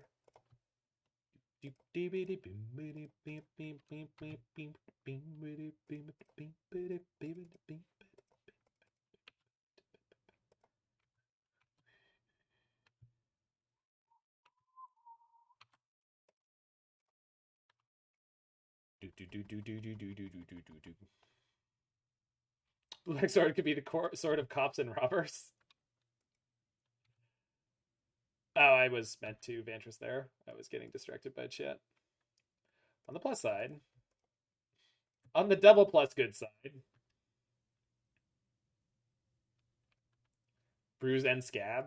Oh yeah, in reference to in the spoiler season for Crimson Vow, Cave Dan and Mord were poking at my pronunciation of the word Scab in reference to the necromantic zombies of Innistrad, and that is in fact what Mark Rosewater refers to them as on Drive to Work. So I believe I'm correct. Do I like Bant over Blue White? I don't. At least not this specific version of Bant. I do love Ice-Fang Coatl. But the thing I like about Blue White in the metagames is just like so clear.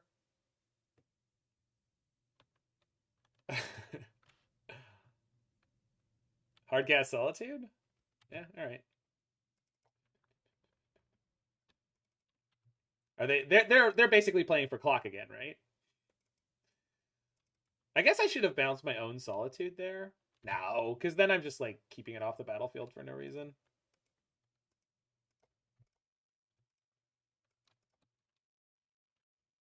Sort of Fire Knight's got it right. Yeah, it's one of the better names.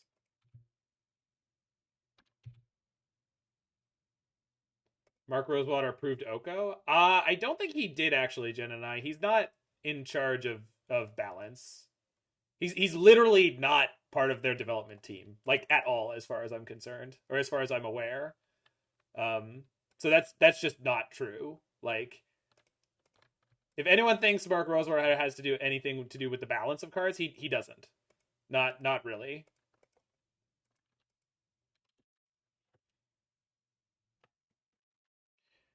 In fact, at this point, his job is so incredibly far away from like being in charge of. I didn't untap a double green. Punt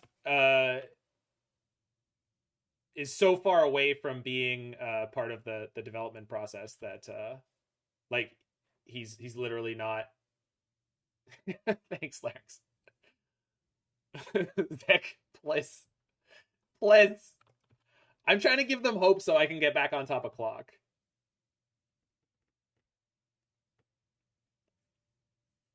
See, the longer I'm in this game, the more cards I get to draw.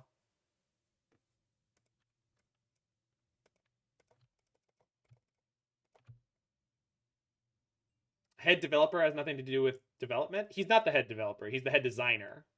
And I don't even think they give him that title now, but what he's in charge of is what they refer to as vision design, which is the very first step of designing new sets. How did I get my name? Well, I was a professional drummer, and mana symbol is something in Magic, and I like puns. That's it. That's how we got there.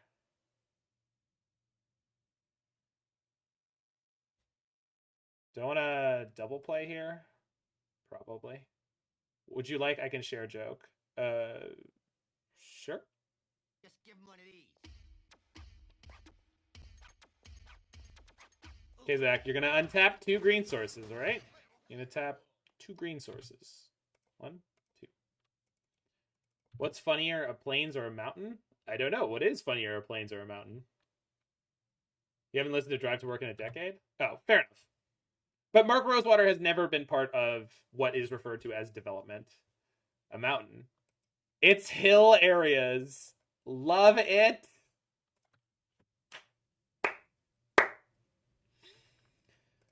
No more memory deluges for your graveyard. Block. Chat is not impressed. Chat, we're listening to Shake Your Booty. What kind of person do you think I am? That I wouldn't find that funny? So at this point, Counterspell is Dovin's Veto. In terms of they can't interact with it because I have Teferi 3 because it's a fun and balanced card. I don't get it. Verdict! You psychopath. Alright, fair enough. I missed the Vantress. It's fine. I also know a joke about paper. Oh, good. It's terrible. I'm just gonna let that one sit.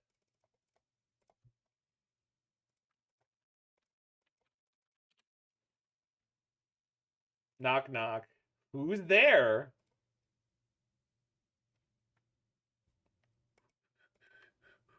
Europe. Europe who? I want to veto. Thanks, Roy.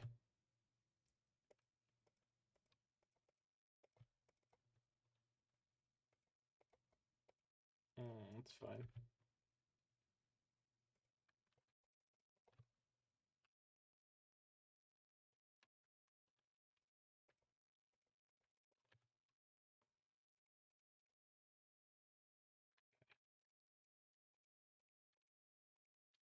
We got a threat, boys! Boils and ghouls. Yes, we've got a threat, boils and ghouls. The first Coatl, yep. Ice-Fang Coatl, first of his name. Oh, there we go. Now we're cooking with propane.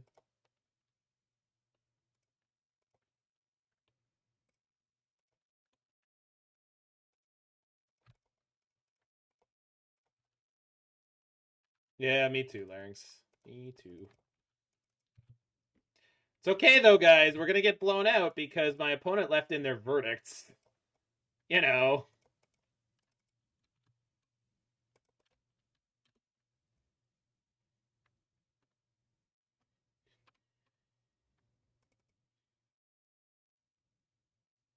So we left in prismatic endings, which obviously was not, you know, the greatest thing ever. But my opponent, being the superior Magic player, they left in verdicts.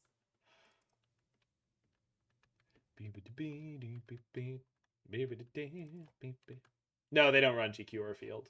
No. No. When am I getting my own Mord haircut? Never. I hate his haircut. I love Mord, and it looks good on him. It's just like, it's like the typical, like, modern haircut.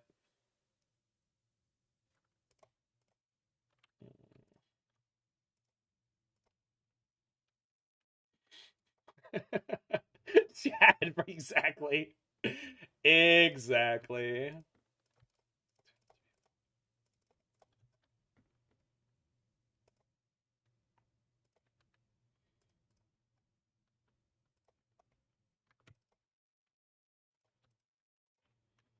You think you're gonna deck me, opponent? Nah, you're not.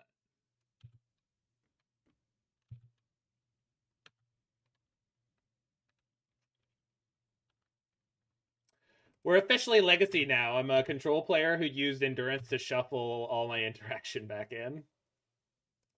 Endurance clock, let's go! Seriously, though, this is a significant increase in clock. If they verdict, we just go Deluge to find threats. No? Man, how many times do I have to teach you this lesson, old man?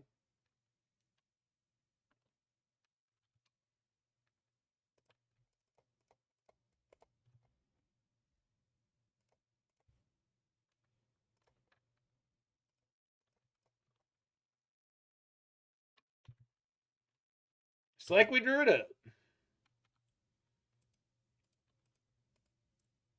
I'm known for my excellent sense of timing.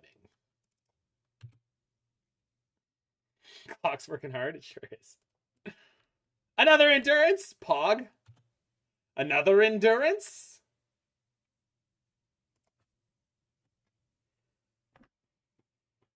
I don't know they have verdict. I was saying if they verdict. Solitude. That's not a verdict. I can't counter that with Veto. Can't counter that with any of these cards. Can my cards stop moving?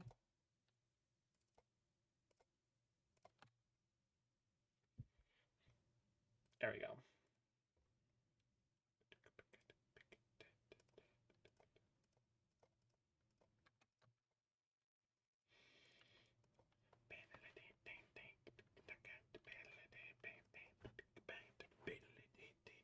Oh, now we're done. Good.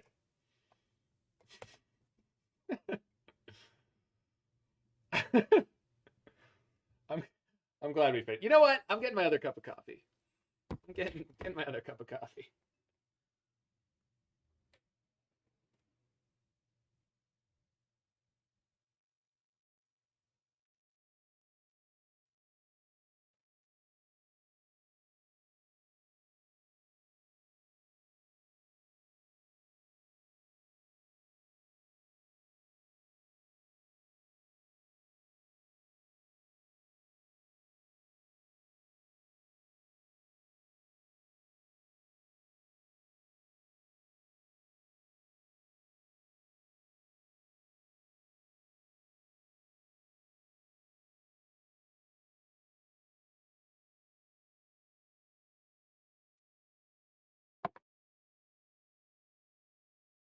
Story time, chat. You know, I got up to get my other cup of coffee. The cup of coffee that comes after your first cup of coffee, but I didn't refer to it as the cup of coffee that comes after your first cup of coffee. And the reason why is when I was a young lad, my parents owned a coffee franchise, the failure of which drove a wedge through their marriage that ended up with the divorce that caused the human being who's sitting in front of you. That's why I always call it my other cup of coffee. Some of that story is true.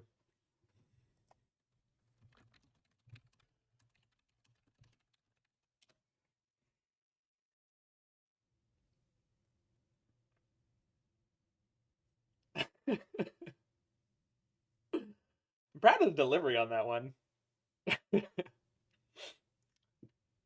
Happy Thanksgiving, y'all.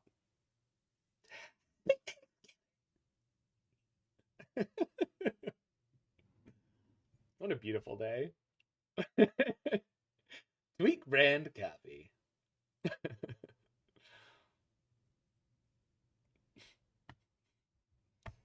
Yes, in that game, we hit the bullseye, and the rest of the dominoes fell like a house of cards. Checkmate. God, I love that quote. Yeah, Canadian money is has no.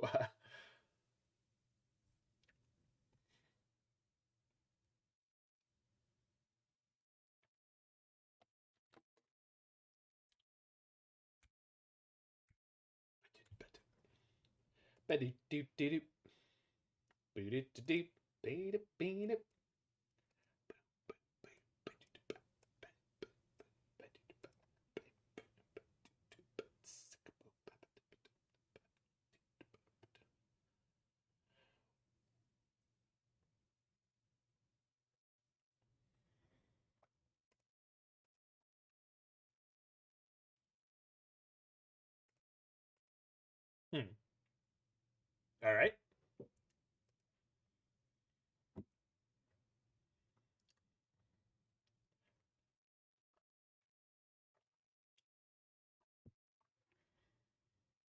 Meme night. You know, wow. Copter.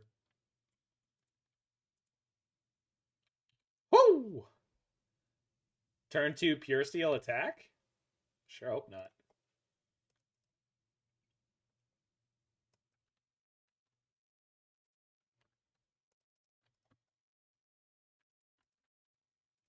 Well, I don't have a Solitude, but boy do I have a lot of verdicts. Don't you dare. Alright, we have to draw exactly Thin Ice or Prismatic Ending. Or seize into Solitude, which keeps me alive for another turn. Which gets me to the Teferi. Teferi doesn't actually keep me alive. That's just Hammer Time being Hammer Time. Hammer Time on the play. Like, this is what happens sometimes. Alright.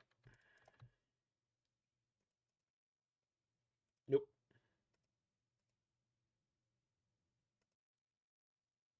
That is true, Shadowless. It's part of what caused World War II. That and horrible, horrible racism. It's a very complicated subject, actually, so I don't really want to make jokes about it.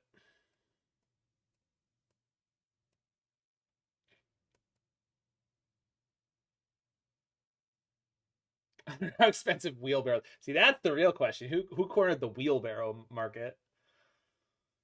So I assume this is the sideboarding. I think I probably want endurance. Is that true? Force of Negation is not great, but it's not bad.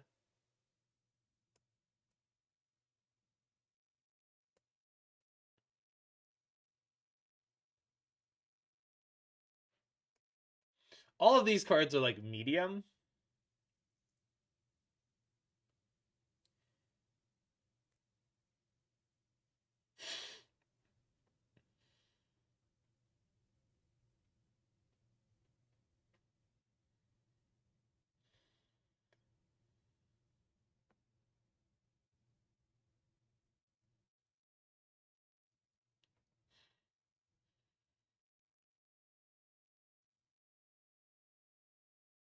I catch the Beatles documentary. I have not.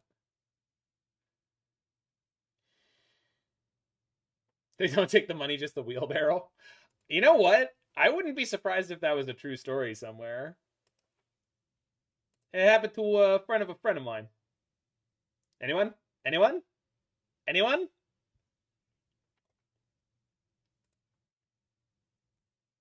All right.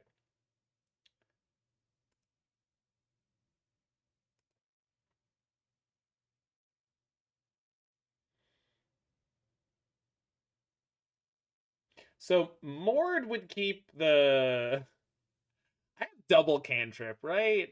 Like.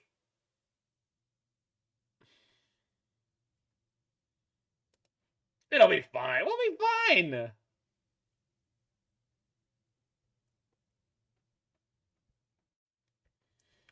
It'll be fine. We'll be fine. What are they gonna do? Kill me on turn 3 again? They mulled to 5. Psh. We'll be fine. Mord would keep it get punished. Only if he was playing in a league. If he's playing in a challenge, no chance. Because we all believe in Mord, and Mord believes in himself. We love him. Love him. Love that boy.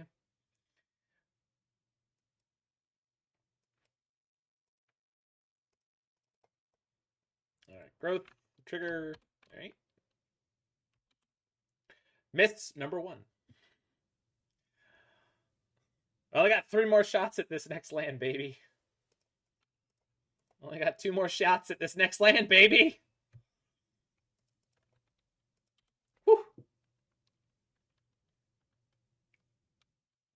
Renee of the Cards quote. It works, therefore it's right. I love that.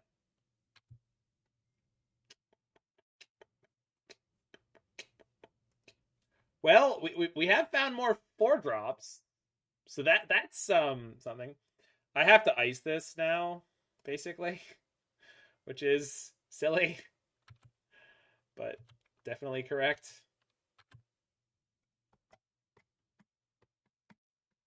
I watched Mord play at least one game in that challenge where he kept the one lander. I think in one of them at least he did in fact get punished. Do I want to fetch the basic plains? Because then I have blue, blue, white. Yeah, I can get that. Oh, but I didn't want to fetch anyway because I'm still trying to draw lands. He got beat by Cryptic in the finals, but it didn't actually matter when it happened. He didn't get wrecked by like he would have gotten beat by like a lot of things. Like they had an instant speed, like they had a counter. It didn't have to be Cryptic, but they were on Rhino, so it did have to cost 3 or more. But I think like Mystical Dispute would have nailed him just as hard in the situation he was in. I can't quite remember it, so maybe not. Love Shack. Okay, so this actually doesn't help me like at all if they just try to go for the win. But definitely was the right move reminding him about on the podcast. Well, it was funny. It was fun. Okay, so we just take both hits here. If they hammer, we have to Deluge and try to hit a Solitude.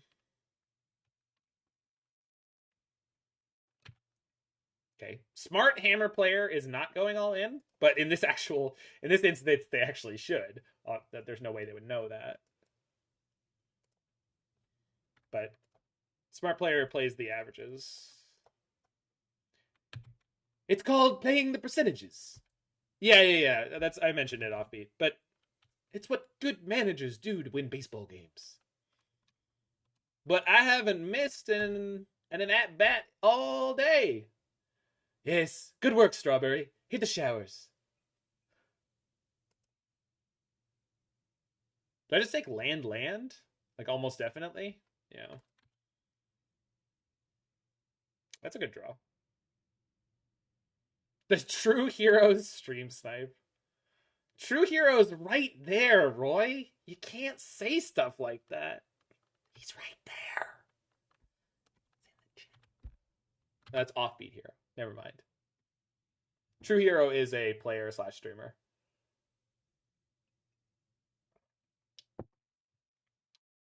Oh yeah, I gotcha.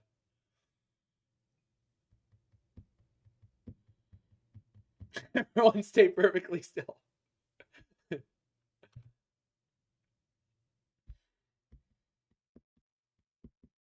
The hammer player can't see if you don't move. Exactly.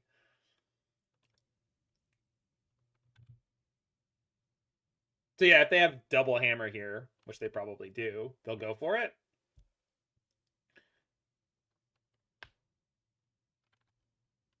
Let's see if they're more into doing it. Yep.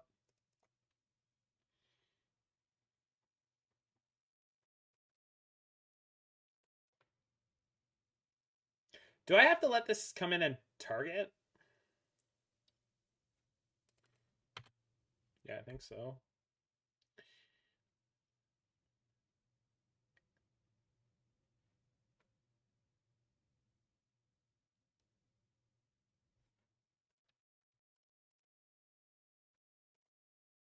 So best case scenario here, we're getting whomped for 11.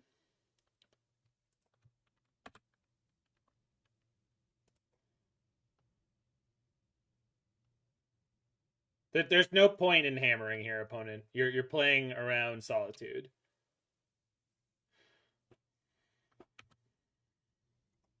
Okay, just dead. Cool. So 2 owed by hammer time in ridiculously fast fashion. Verdict not feeling good there at all. Obviously, they drew double Ink Moth, but... And they drew the Ink Moths after I turned 2 Spreading Seas, or they played them after I turned 2 Spreading Seas.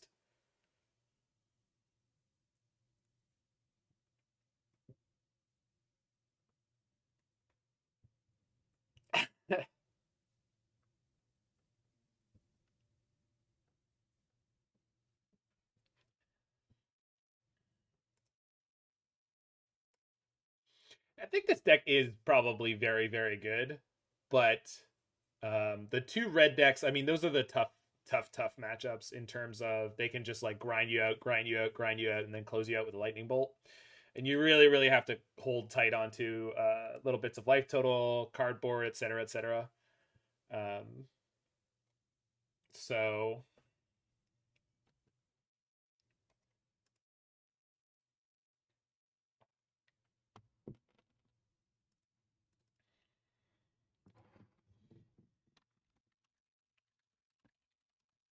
you play Story Circle? Why would you want to play Story Circle? You have Cop Red. What other color would you possibly want? It's what I think it is, right? Yeah, I don't think. I mean, you can. It's just why would you? It's also very restrictive. Is white to activate? I love that I remember exactly what Story Circle is. Yorion? Uh-oh. Uh-oh. Oh, thank God. It's Contra Ego style.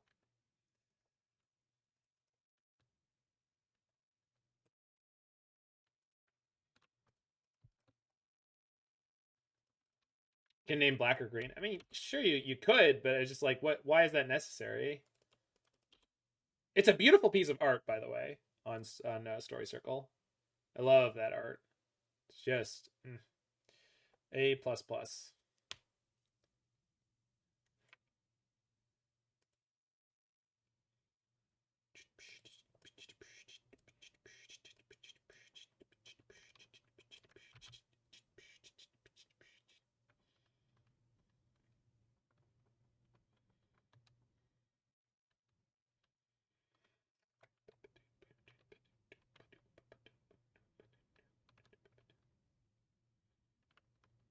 Oh, 8th edition, I guess, is the art that I really like. I think I want to exile the Stone. No, I don't really care about them dropping in Sword this turn. They can't get it equipped, and they're most likely to spend this turn activating Saga anyway. We'll cantrip the Ice-Fang, and then we'll have Ice-Fang with Death Touch starting next turn. Oh my God, Thraben Inspector with 1 and a white dash. Oh, my heart. They're not. What? Is this a Cauldron? Okay, I guess we'll Prismatic Ending that. You got me, opponent. I am in fact going to take 5. 6 even.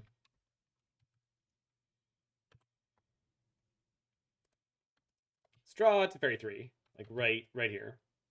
Sorry, I mean here. Right there. Okay, well. You know what? That is good enough. That I'm gonna give you that one, deck. That's actually fun.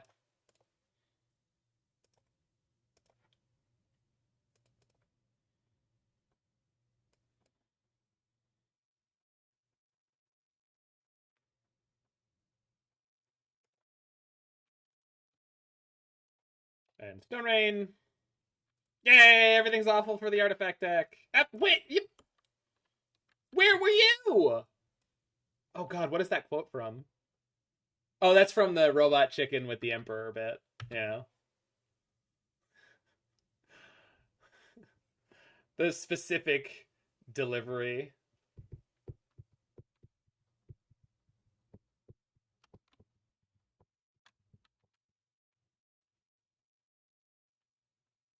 What 1 mana card would you be most scared of if they printed 1 plus cost dash on it? Archon of Cruelty. No. I don't know. That's a really difficult question. Monastery Swiftspear? Wait a second. Fury? It's got to be Fury, right?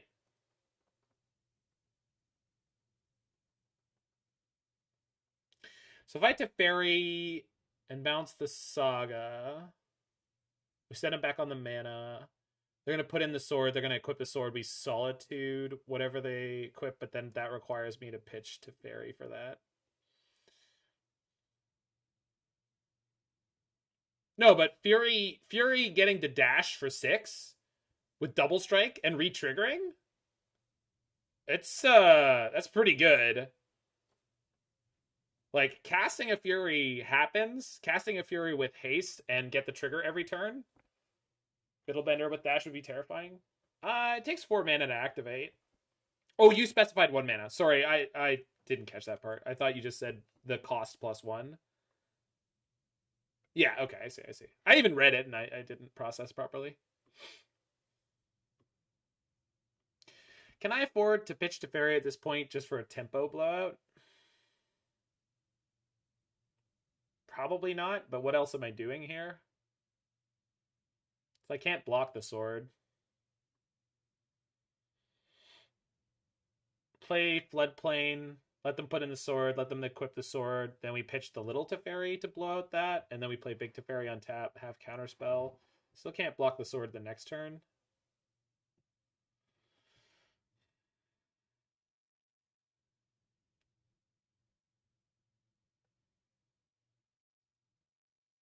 I'm assuming there's an easy way to do this, but I'm not seeing it. Yeah, it would, Vija. It would. Emery would be pretty good with dash. But again, that's a 3-drop. Alright. I'm assuming I'm going to draw another high impact spell at some point in the next two draws. That's probably not good odds.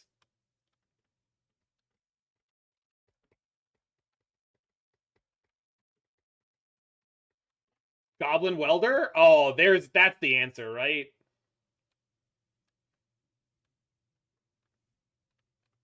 That's true Welshman.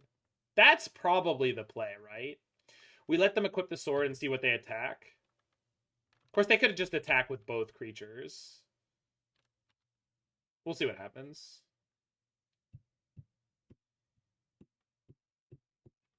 But drawing Little Tef means now I pitch that to the Solitude, and then we play Papa Tef when we want to untap. So we drew into a white card, and that's kind of what we needed to do.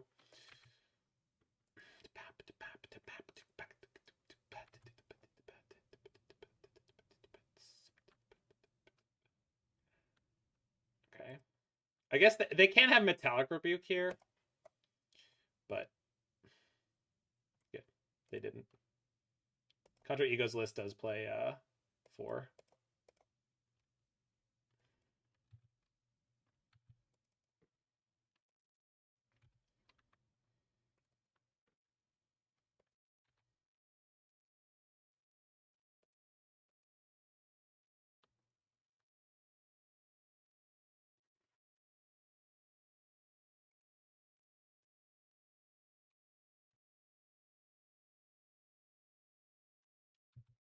It's like slightly late. They're gonna get to kill my little Tef if they want to. It's kind of annoying. That's up next, Siri. So the decks are in order. So we're on match 5. So soon enough. Soon enough. Please cast a card. Or don't, because activating your Saga is definitely the most important.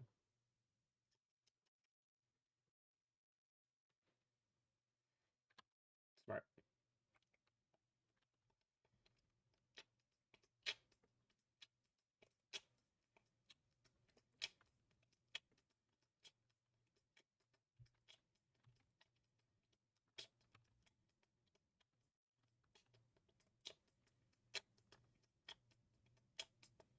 So if you go upstairs, opponent, you can kill me in 2 turns, which is what they go for. Titan only hits opponent's lands. Oh! If you do it that way, ha! That's gross. That's so sweet. I love that.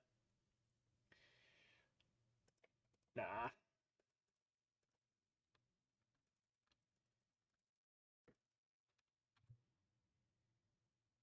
So, oh my god, the draws.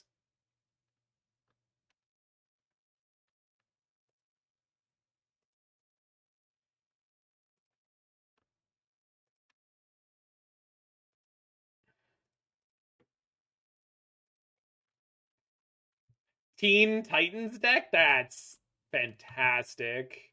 Love that. Oh, should I have grabbed Yorion this turn? I should have. Yeah. I definitely should have. I don't know why the window keeps closing on me.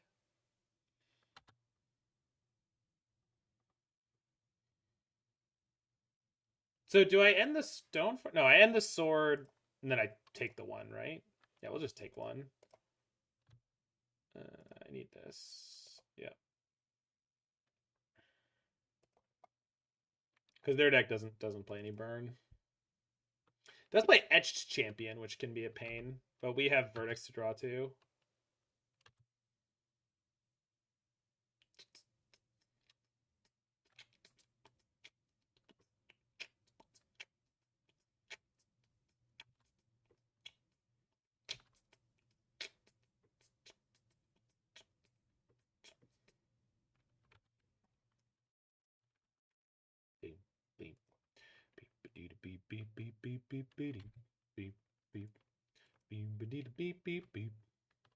Huh. Okay.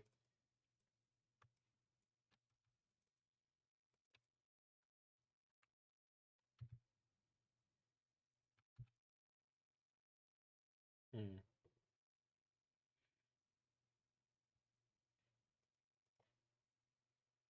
Ah.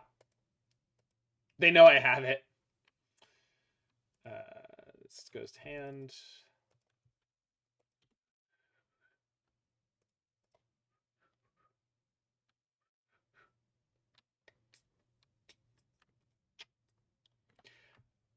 Carrion Lich, have you heard the fun fact about Mirrodin in comparison to Eldraine?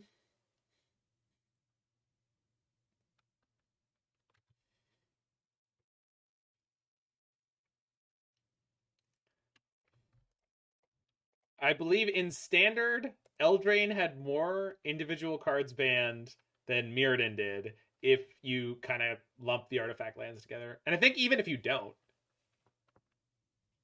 Because it was like Oko, Once Upon a Time, what's the ramp spell? Into the Wilds? Something like that. There's a lot. No, Once Upon a Time I said first. What? Yeah, well, Ravager's not from Mirrodin, but the lands and Disciple are. Escape to the Wilds, there we go. And yeah, Clover, Cat, or Oven, one of the two. I think it was the Cat. Clint has Crane Pog. Yeah, it's the Contra Ego's list is good. It is though. That's the thing. Like, this is actually legit. So go bounce the portable hole, re-trigger this, plus Teferi, play growth. What? Let's see. 1, 2, 3, 4, 5. Hold on. 5, 6, 7, 8, 9, 10. Yeah, we can do this. Who wants to draw too many cards? Not that one. This one.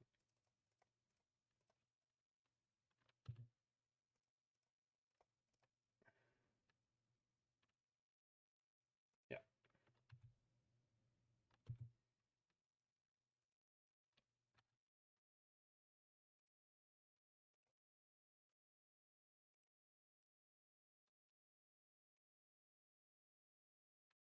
Woof! Hot damn! So I minus Teferi this turn. That's fine. I don't know why it matters. ETB win the game. Yeah, it's pretty close.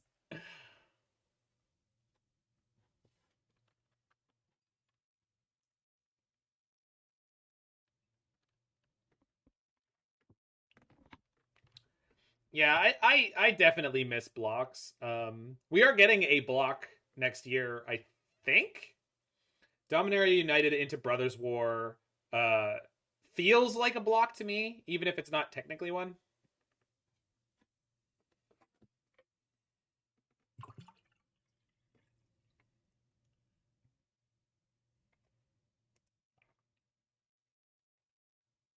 I'm really excited for those two sets.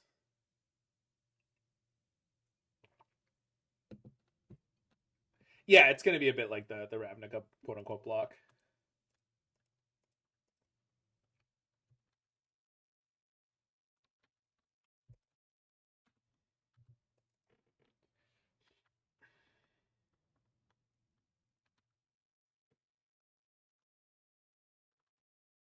Well, I mean, you would, right, offbeat? Like, you're just not playing Yorion in, like, as powerful of a way.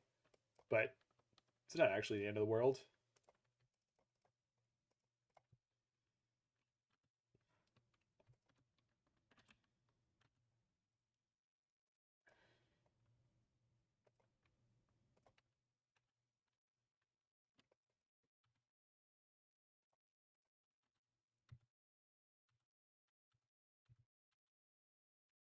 Was Darksteel Citadel banned? It was not. I don't think. Maybe it was. I can't remember. I don't think that it was. Yeah. Why not? You couldn't do enough with one artifact land, I guess was the argument. Okay.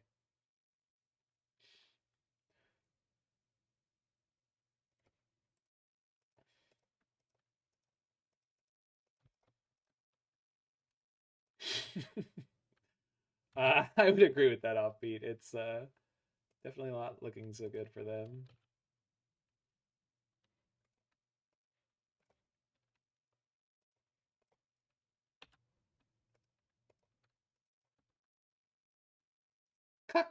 Combo.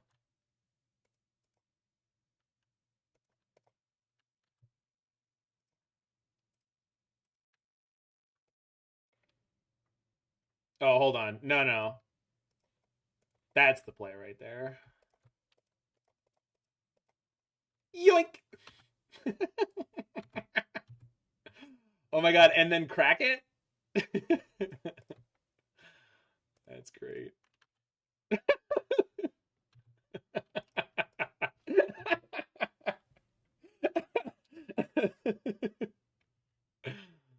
Oh, mercy.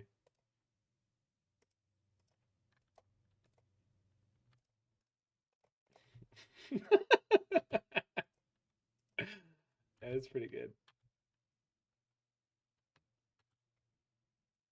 Yeah, it's so much worse, but so much better. Exactly. Oh, so good.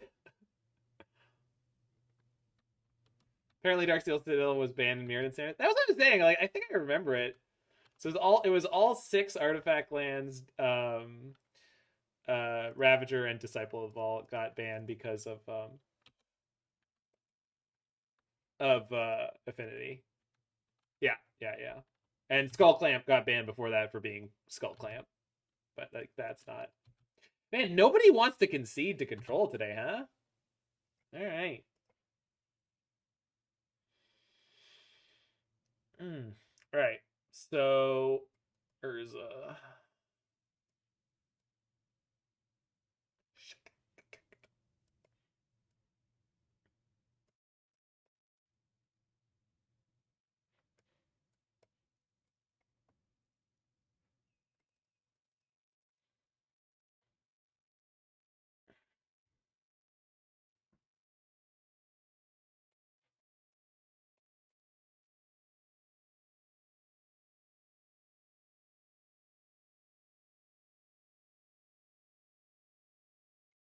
Yeah, banning intangible virtue in Innistrad block.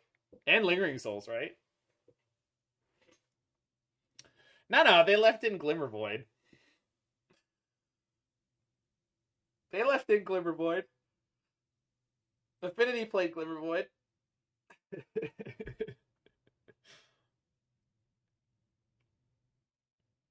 What they banned during Aether Revolt? It was Attune with Aether and Brogue Refiner. Unless like I don't know what you mean like during Aether Revolt. Yeah, Felidar was banned. I mean, Emrakul and Reflector Mage were banned. All right, we need to draw some lands on this one, but we totally will and will be fine, right?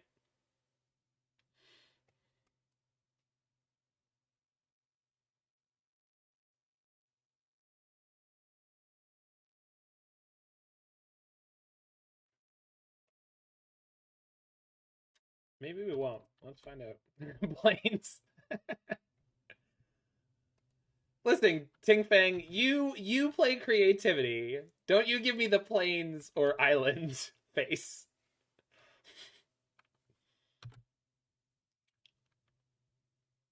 Plains, yup.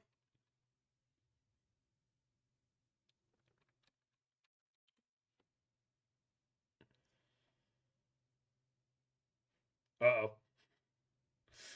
Getting worse.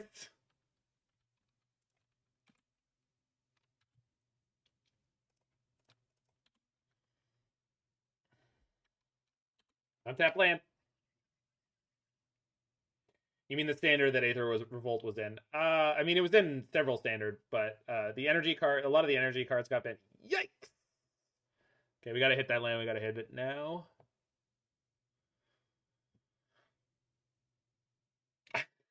Sorry, Mr. Sari. It's over. I didn't play like the long cut, or maybe uncut, as it might be. I don't think Donna Summer was picky.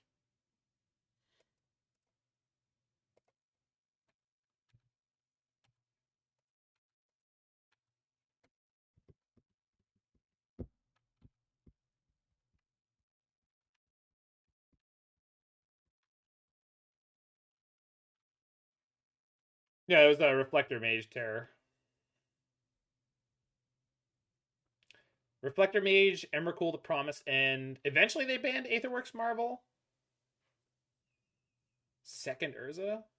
Please no.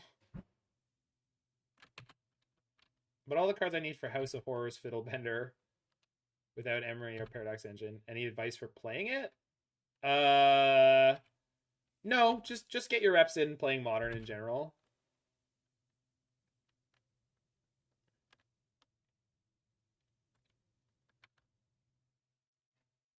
All right. Game 3. Oh, wow.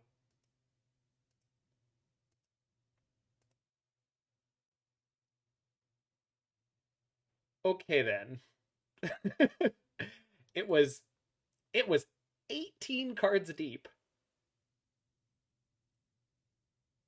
Instead of conceding, you should play this out to the bitter end. Yeah, for sure. Definitely. Hey, Mord, how you doing, buddy?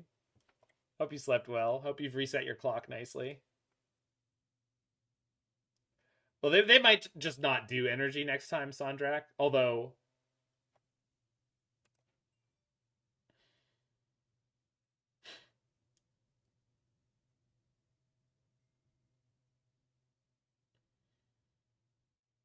You half resetted it, but you got a 4-1 with Snapcaster Mage. That's good.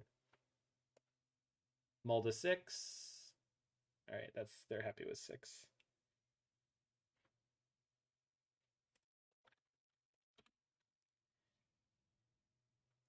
Energy. Well, one of the things that they said that they specifically didn't put in, and they, like, in retrospect, it was kind of a mistake, was an ability for decks to interact with energy. Because they didn't want it to be hosed, and the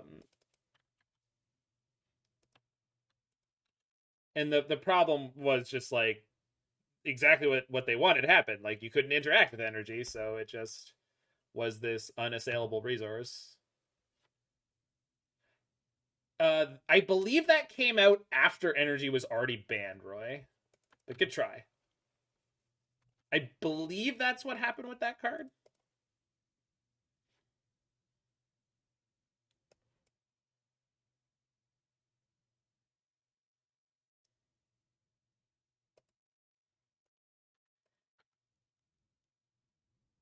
That's the draw I was looking for.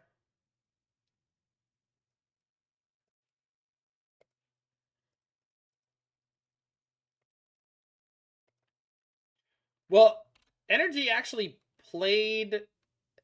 Yeah. They printed hate after the ban. Same with Solemnity in Amonkhet is, yeah, technically they put something into the format, but yeah, the problem was like you need something more playable because the energy deck just didn't care. It was so much more efficient than you. And like Sun Cleanser's not good at being an answer for energy.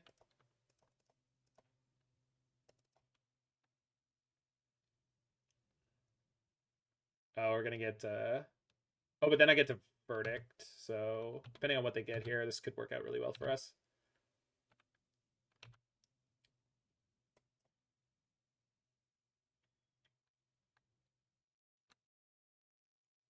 So Burn's too good. Okay, don't worry, we got Healing Salve coming. Yeah, exactly. It's like that card's not playable, but okay. I am not gonna say that Standard is easy to design for. It is not. Like, it's just not. So, but they definitely goofed with Felidar. Like, that's just straight up a punt. They literally said it when they finally banned it. They were like, "Yeah, we just missed it." Like, whoops.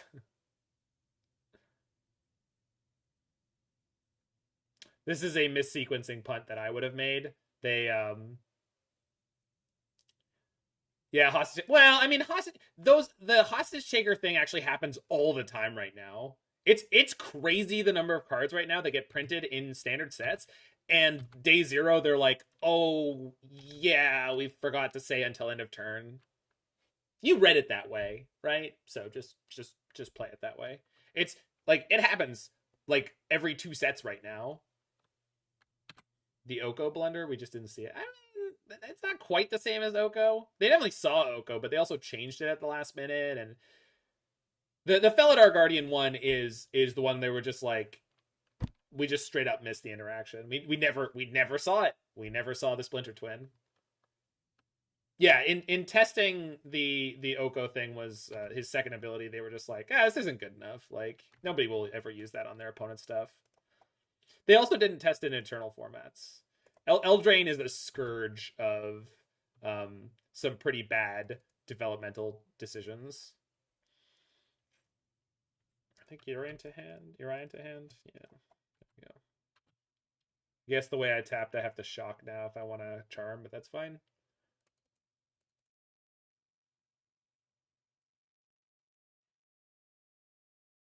They also tested it while really, really high. They just sort of got high and wandered off. Yeah, I have to shock. Probably be fine.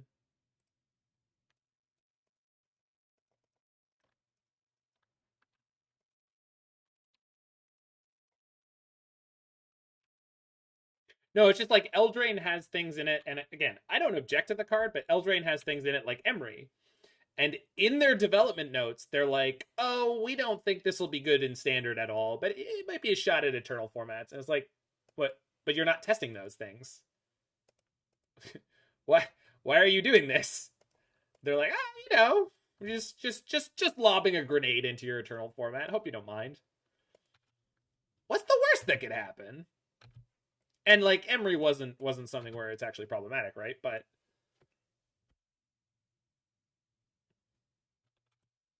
yeah, it was definitely good for other formats. I mean, once we banned Oko and Once Upon a Time and etc. etc. So that doesn't do that much on its own. Okay, let's see what I can find right now. Patent pending. Charm. Okay. So I'll end the Foundry for now. Then we can steal the construct with the sword. We can steal the construct in response to the sword. We can't steal the construct with the sword.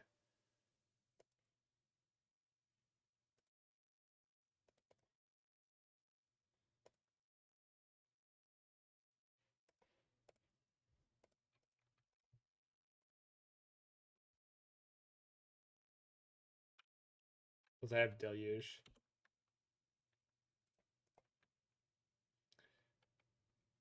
The margin by which Oko was better than most other things you could be doing was not fine.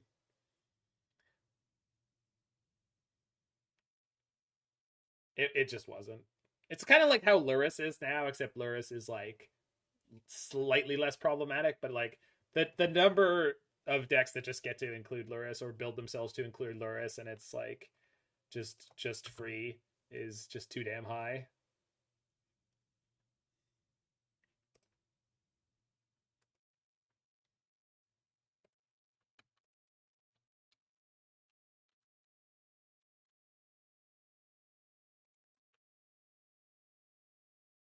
Sending here the canisters.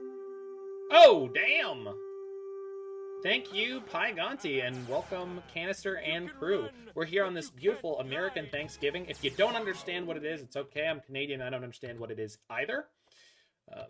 Apparently, it's very similar to our Thanksgiving, but they hold it a month late for no particularly good reason. I don't know. Something about football, but not your kind of football. Also, probably most of Canister's viewers are North Americans. Hey, we had an opponent scoop on time! Yay! Opponent scooped in garbage time. Where am I from? Canada. So we have a Thanksgiving too, and it happens a month earlier. Yay!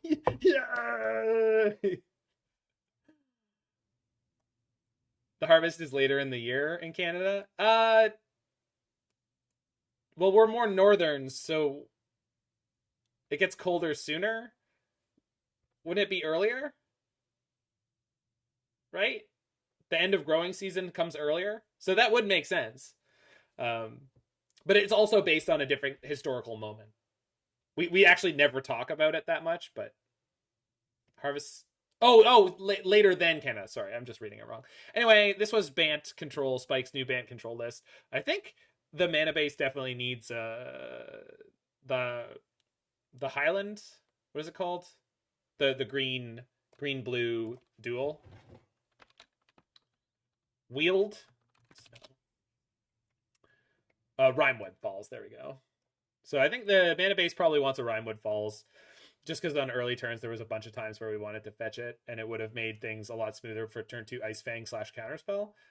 I know Spike wants to have his Thin Ice, but he's playing 2 Thin Ice and 4 Ice-Fangs, and he's playing 2 Thin Ice on the sideboard. Also, both are tap lands anyway, so... Otherwise, it's good. I think if you could squeeze in like some Colonnade or Hall of the Storm Giants, it would be worth doing. And Castle Vantress is like 2 and 80 cards. You know, I think Watho plays 3 and 60. So